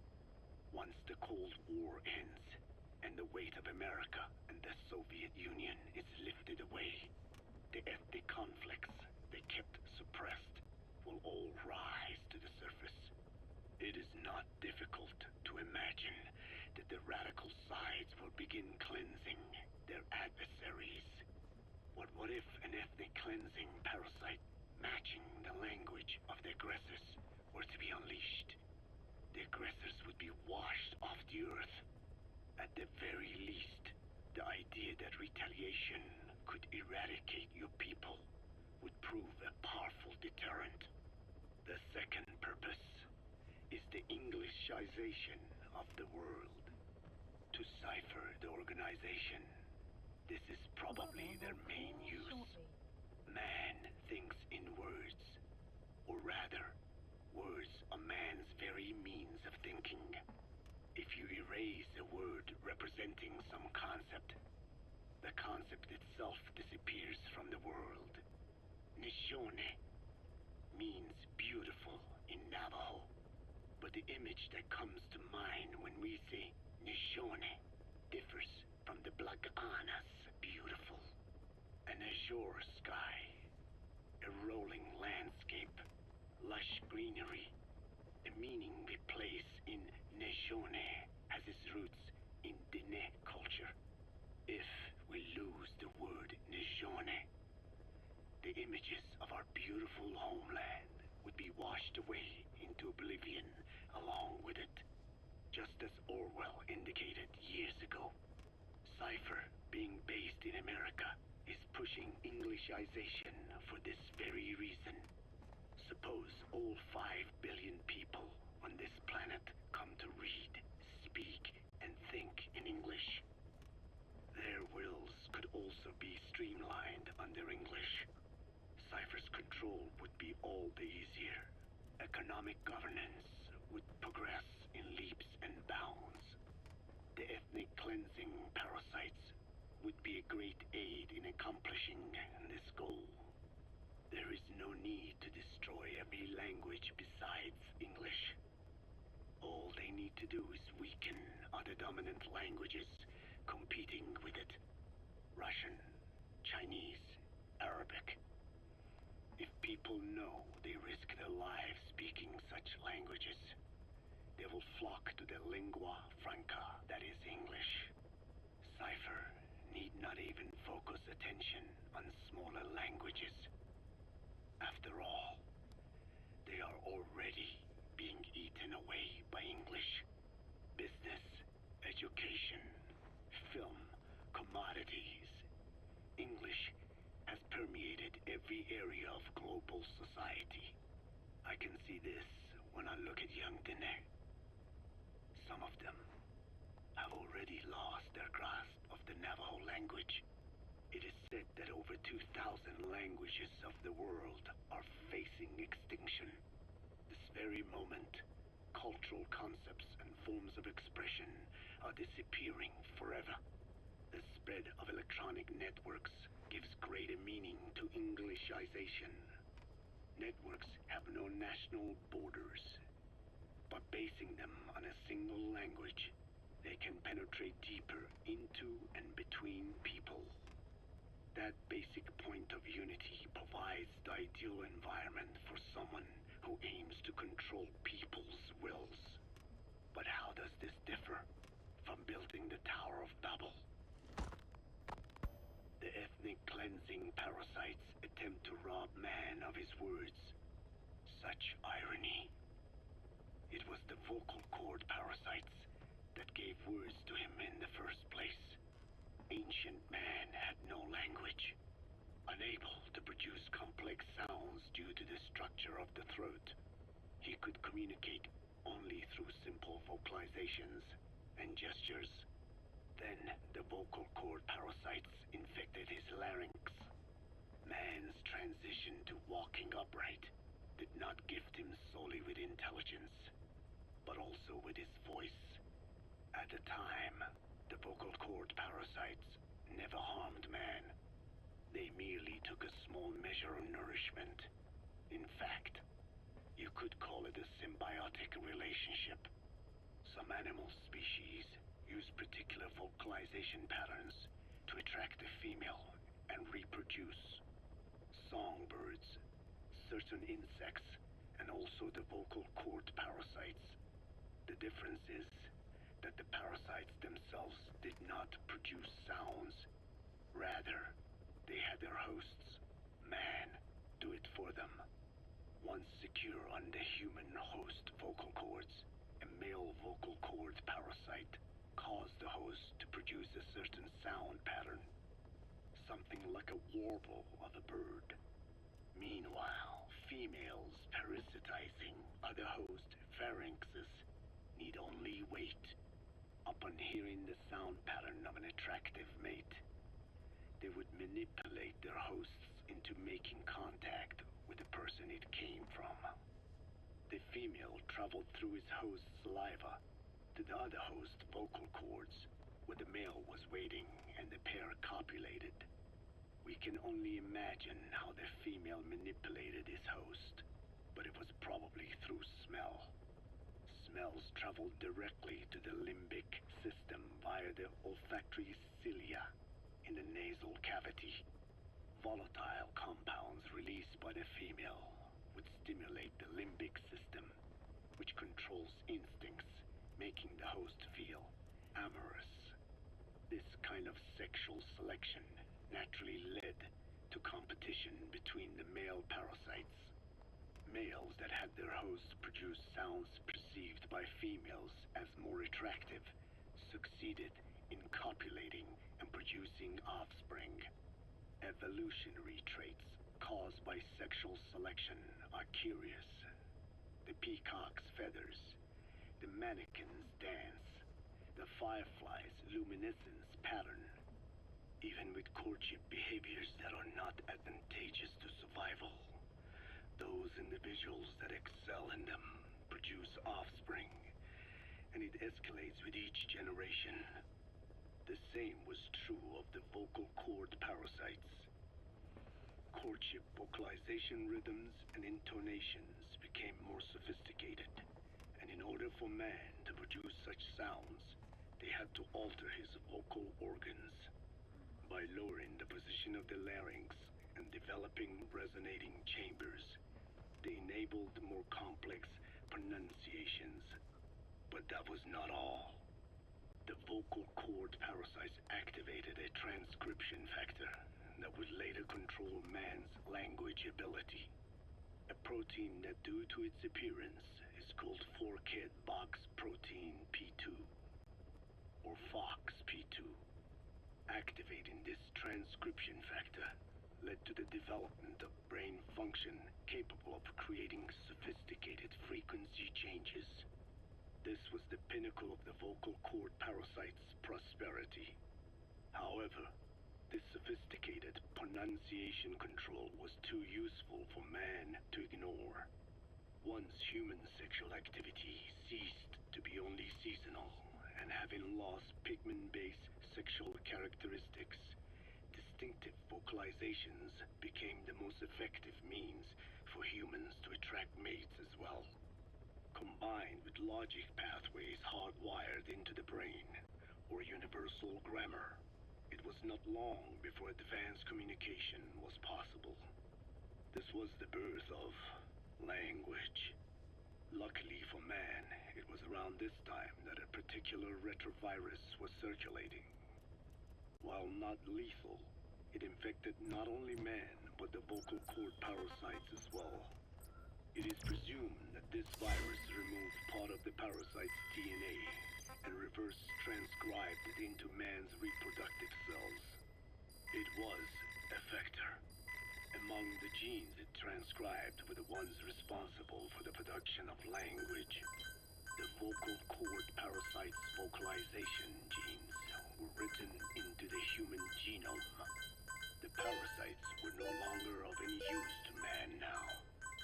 Man could use his voice as he pleased when he pleased, hindering the parasite's courtship vocalizations.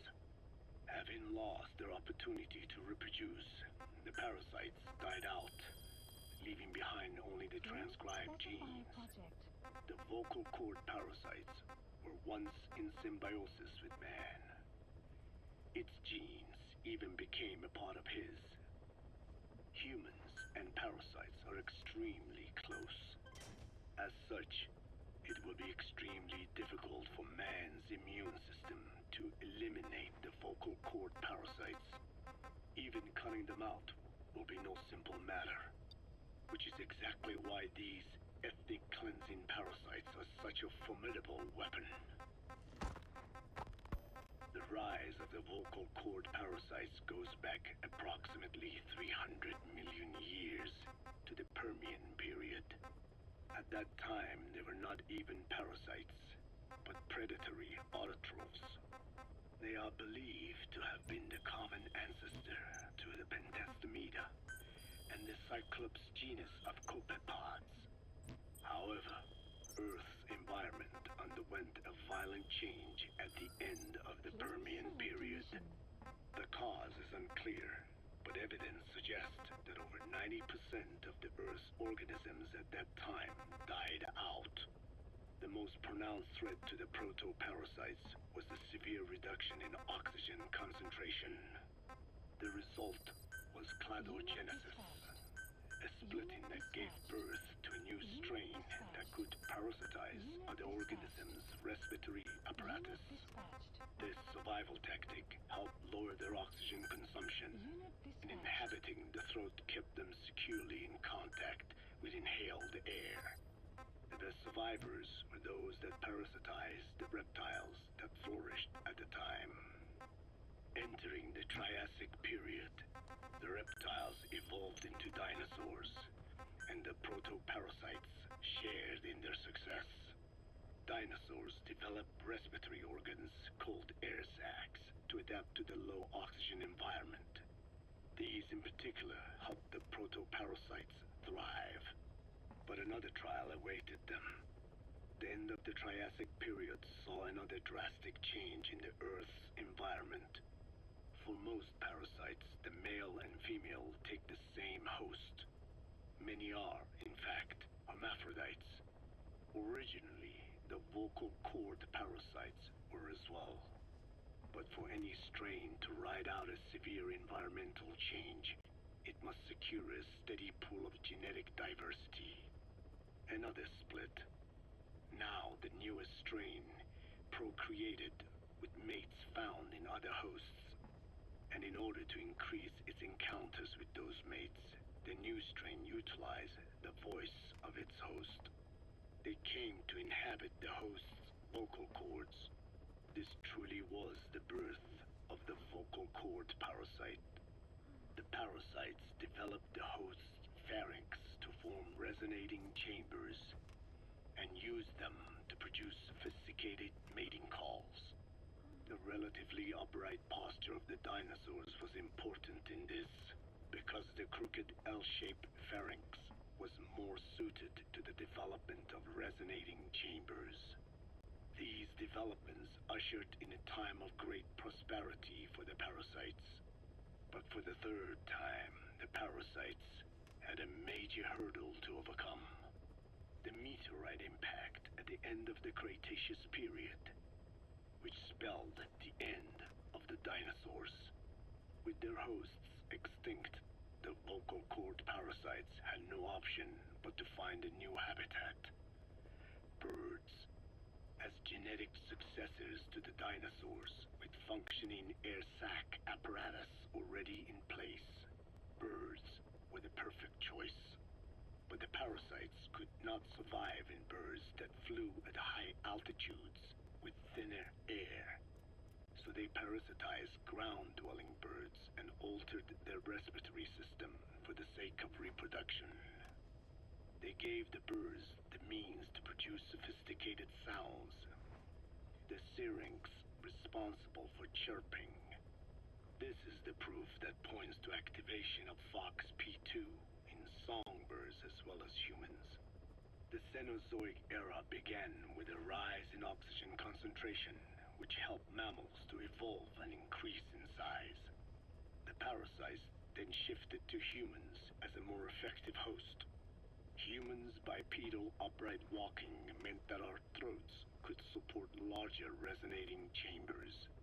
At first, vocal cord parasites entered humans using birds as their intermediate host. But eventually they changed to conducting their entire life cycle within human hosts. What happened next is as I have already described.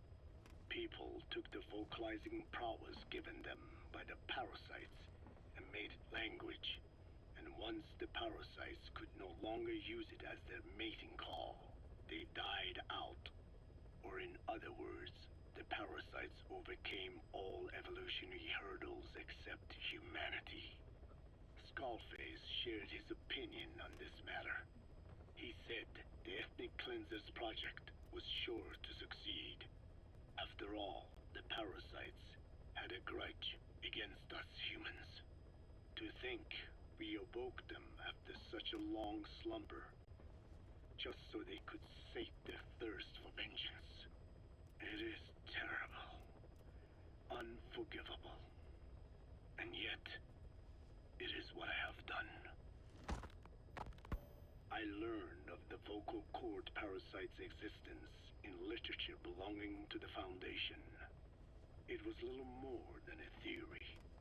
The question was, why does only Homo sapiens among all primates have highly developed language? Human versus everything else. The missing link between these was the mystery that gave rise to this theory. I was fascinated by the idea of their existence. In the Dene creation myth, the Neyo Dene, who first inhabited the world, were insect-like creatures. I came to imagine that those insect-like creatures could be humans living in symbiosis with the vocal cord parasites. But I had not the faintest idea of how I could resurrect them. That is when Skullface came to me. What he offered me was not just assistance with my metallic archaea research. He told me the vocal cord parasites really existed. And not only did they exist, they had already been brought back to life in the modern age. An ancient human cadaver, host to the parasites of the time. Cypher excavated such a cadaver from a permafrost region and isolated the DNA coding of the vocal cord parasites. Naturally, they were long dead and could not be brought back. But there was an alternate vessel they could use. A relative species of the Pentastomida discovered in China. It had adapted to live in the nasal cavity of animal hosts, but its genetic sequence showed signs of common ancestry with the vocal cord parasites. Ontogenesis, a path of an organism to maturity, is like a roadmap of the phylogenetic evolution of the entire strain. Cypher used this to effect a reverse evolution of the modern parasite and resurrect the vocal cord parasites. They interposed a developmental mechanism to the ontogenetic stage analogous to when the relative species first appeared, the point at which it split from the vocal cord parasites, forcing its evolution down the other path, the vocal cord parasite path. The larvae this produced were the vocal cord parasites, reborn. I do not know in detail how Cypher accomplished this, but clearly they have access to high-level genetic technologies. Skullface said it was the work of a genius woman scientist, and that the relative species in question was first discovered by a group once called the Philosophers. I was tasked with modifying the resurrected parasites. He charged me with two demands. First, to add lethality to these organisms that had once lived in peace with man, by unleashing the larvae's latent desire to consume nutrients from the host's lung tissue, making them eat and eat until the lungs were destroyed. Second, to have both male and female inhabit the same host and copulate then and there, only when exposed to specific pronunciations continuously over an extended time. What he would do to the Diné if I failed. I had no choice. Originally, Clouds the approaching. ultimate objective of the ethnic cleansing parasite project was the identification of not only languages, but of actual cultures. Language is deeply connected to ethnicity, but many languages are employed by multiple ethnic groups, and confrontation between those ethnic groups is by no means rare. If the cleanser parasites were to be a deterrent against ethnic conflict, they had to distinguish between groups using means other than pure language. The original plan called for this to be achieved by differences in the transmission vector. Each ethnic group has different lifestyle customs and eating habits.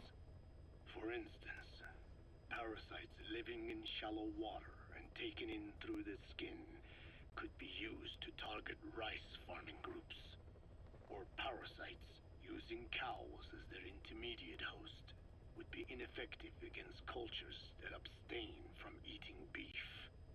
But that is a lofty goal indeed. The current parasites mainly rely on droplet transmission. It would take extensive time to alter the transmission route. I eventually learned that the Ethnic Cleansers project had been shut down. It was Skullface who put it back into operation. But despite that, he told me to forget about the transmission route and just focus on language identification. Caution. I do not know Alien why. approaching. I understand that the Chinese philosophers who discovered the relative species of parasite originally planned to develop a phonogrammic Alexia parasite. The left temporoparietal region is home to the part of the brain that identifies the phonetic symbols of the English language. They wished to create a strain that would parasitize that region and suppress its literacy functions. The brain area responsible for Identifying the logographs of Chinese, meanwhile, is in the left middle frontal gyrus, meaning that even if native speakers of Chinese were infected with the parasite, their literacy would be unaffected. Old and new, east and west, there is no limit to the delusions of those in power. But this delusion threatens to become a reality. I have to do something to stop this. There must be something I can do.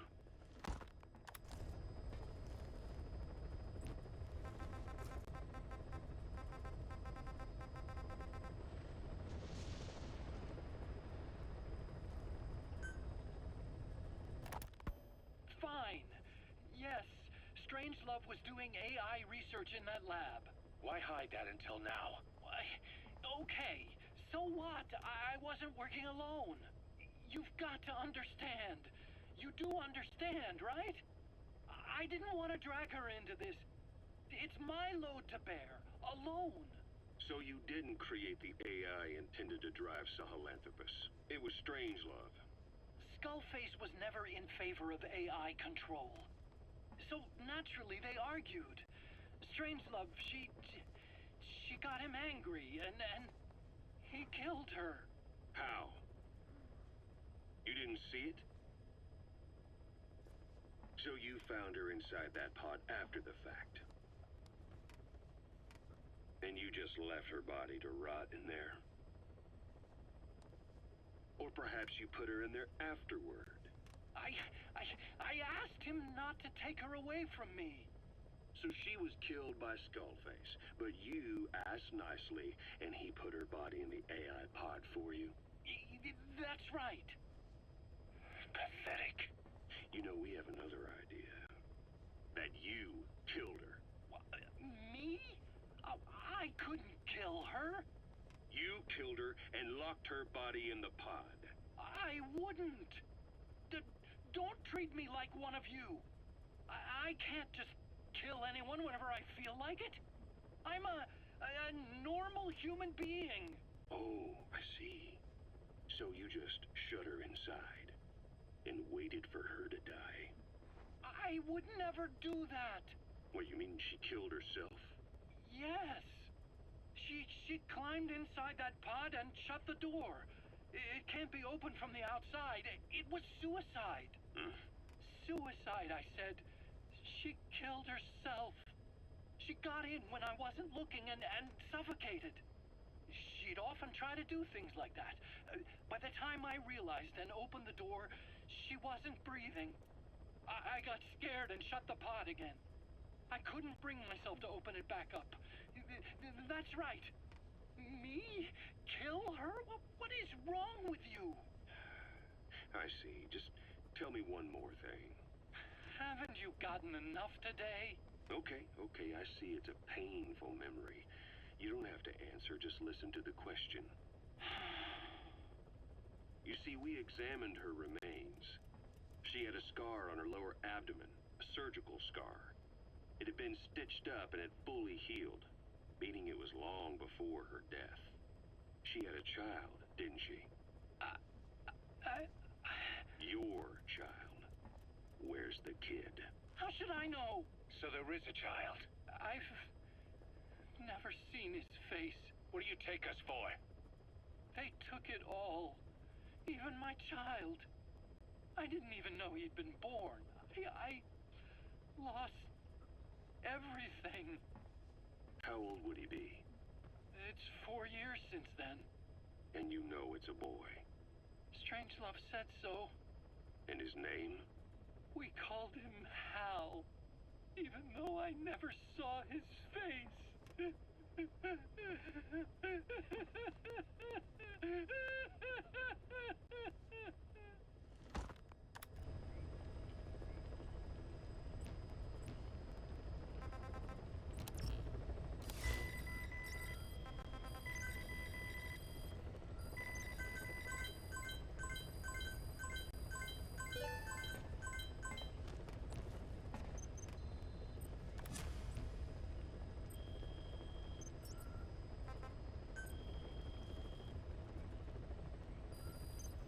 Please select a mission.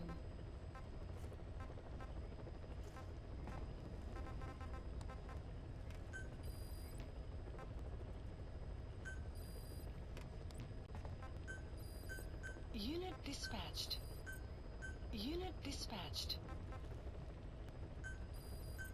Unit dispatched.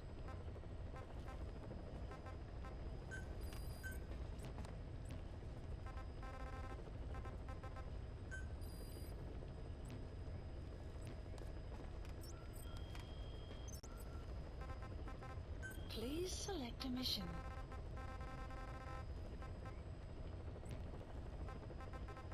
Please select a landing zone. Heading to Mother Base.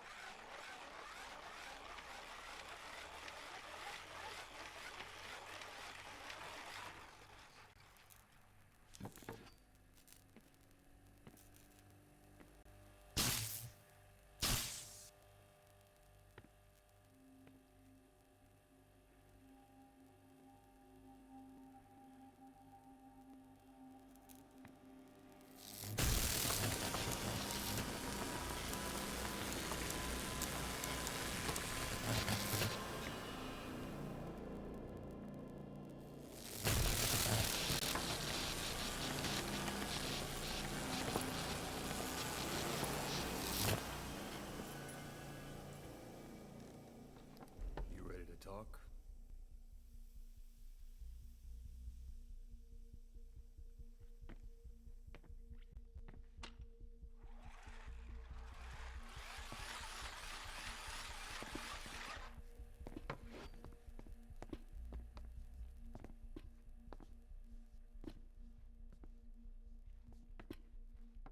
Anything?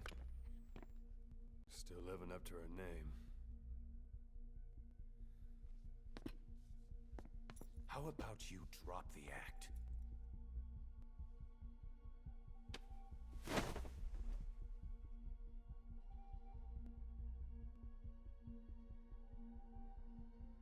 Who infected you with a parasite? We can't let her talk. Put it back. All I want's a name.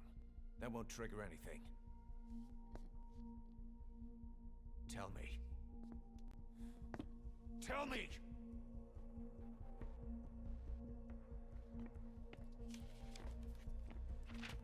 Your lungs have been barbecued. There's traces of rubbing alcohol in your alveoli.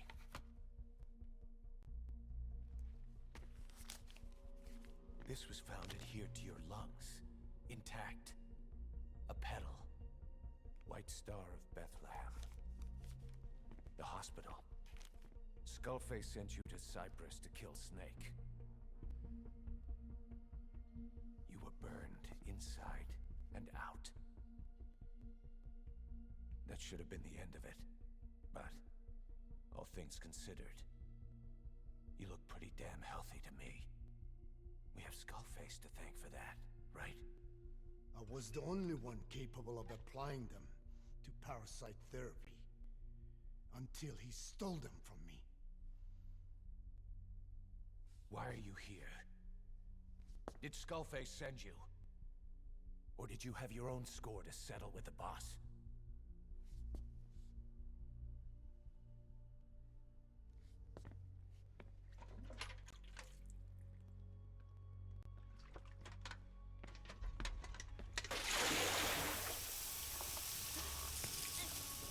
Refreshing? Salt water. No! She'll die!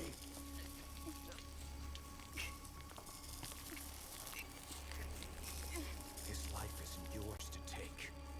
Enough. That's enough.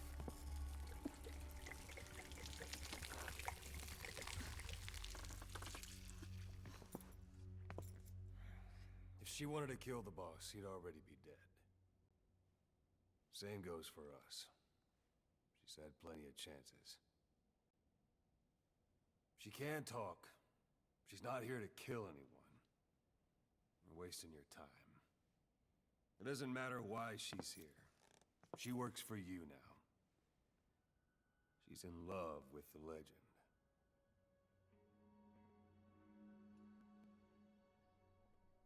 What makes you so sure?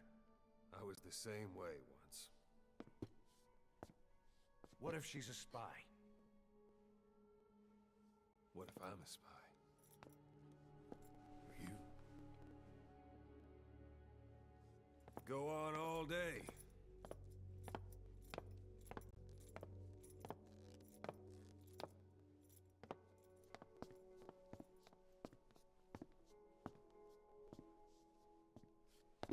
Boss. Let her go. She won't speak so she can't spread the infection.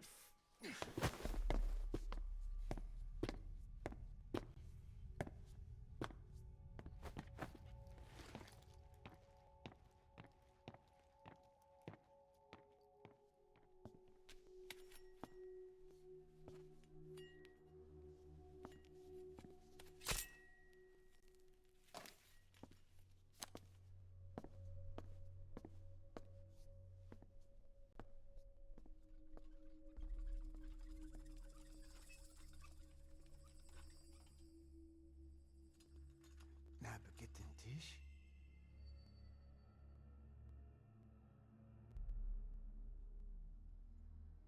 Nicht nagetin Ti. Oh.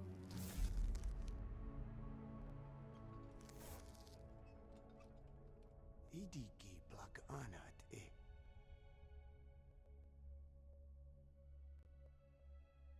Oh.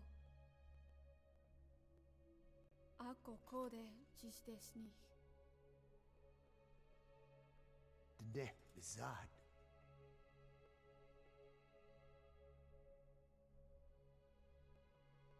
Belagana gesnita. Katobe yasteta. Asetota. Dodoにした。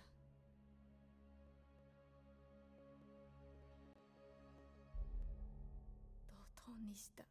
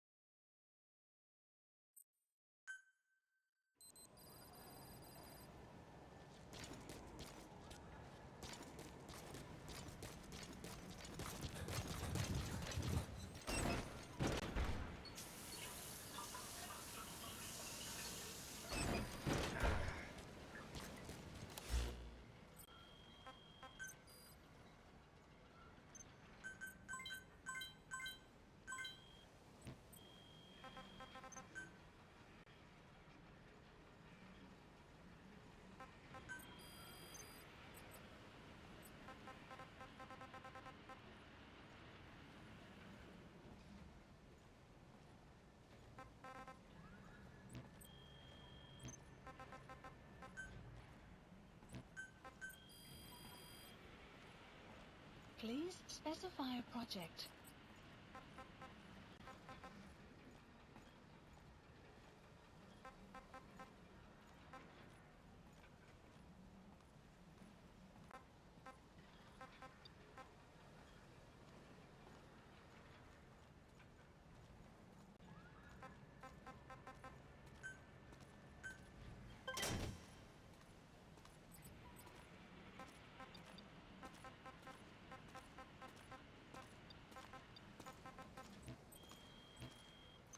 Boss!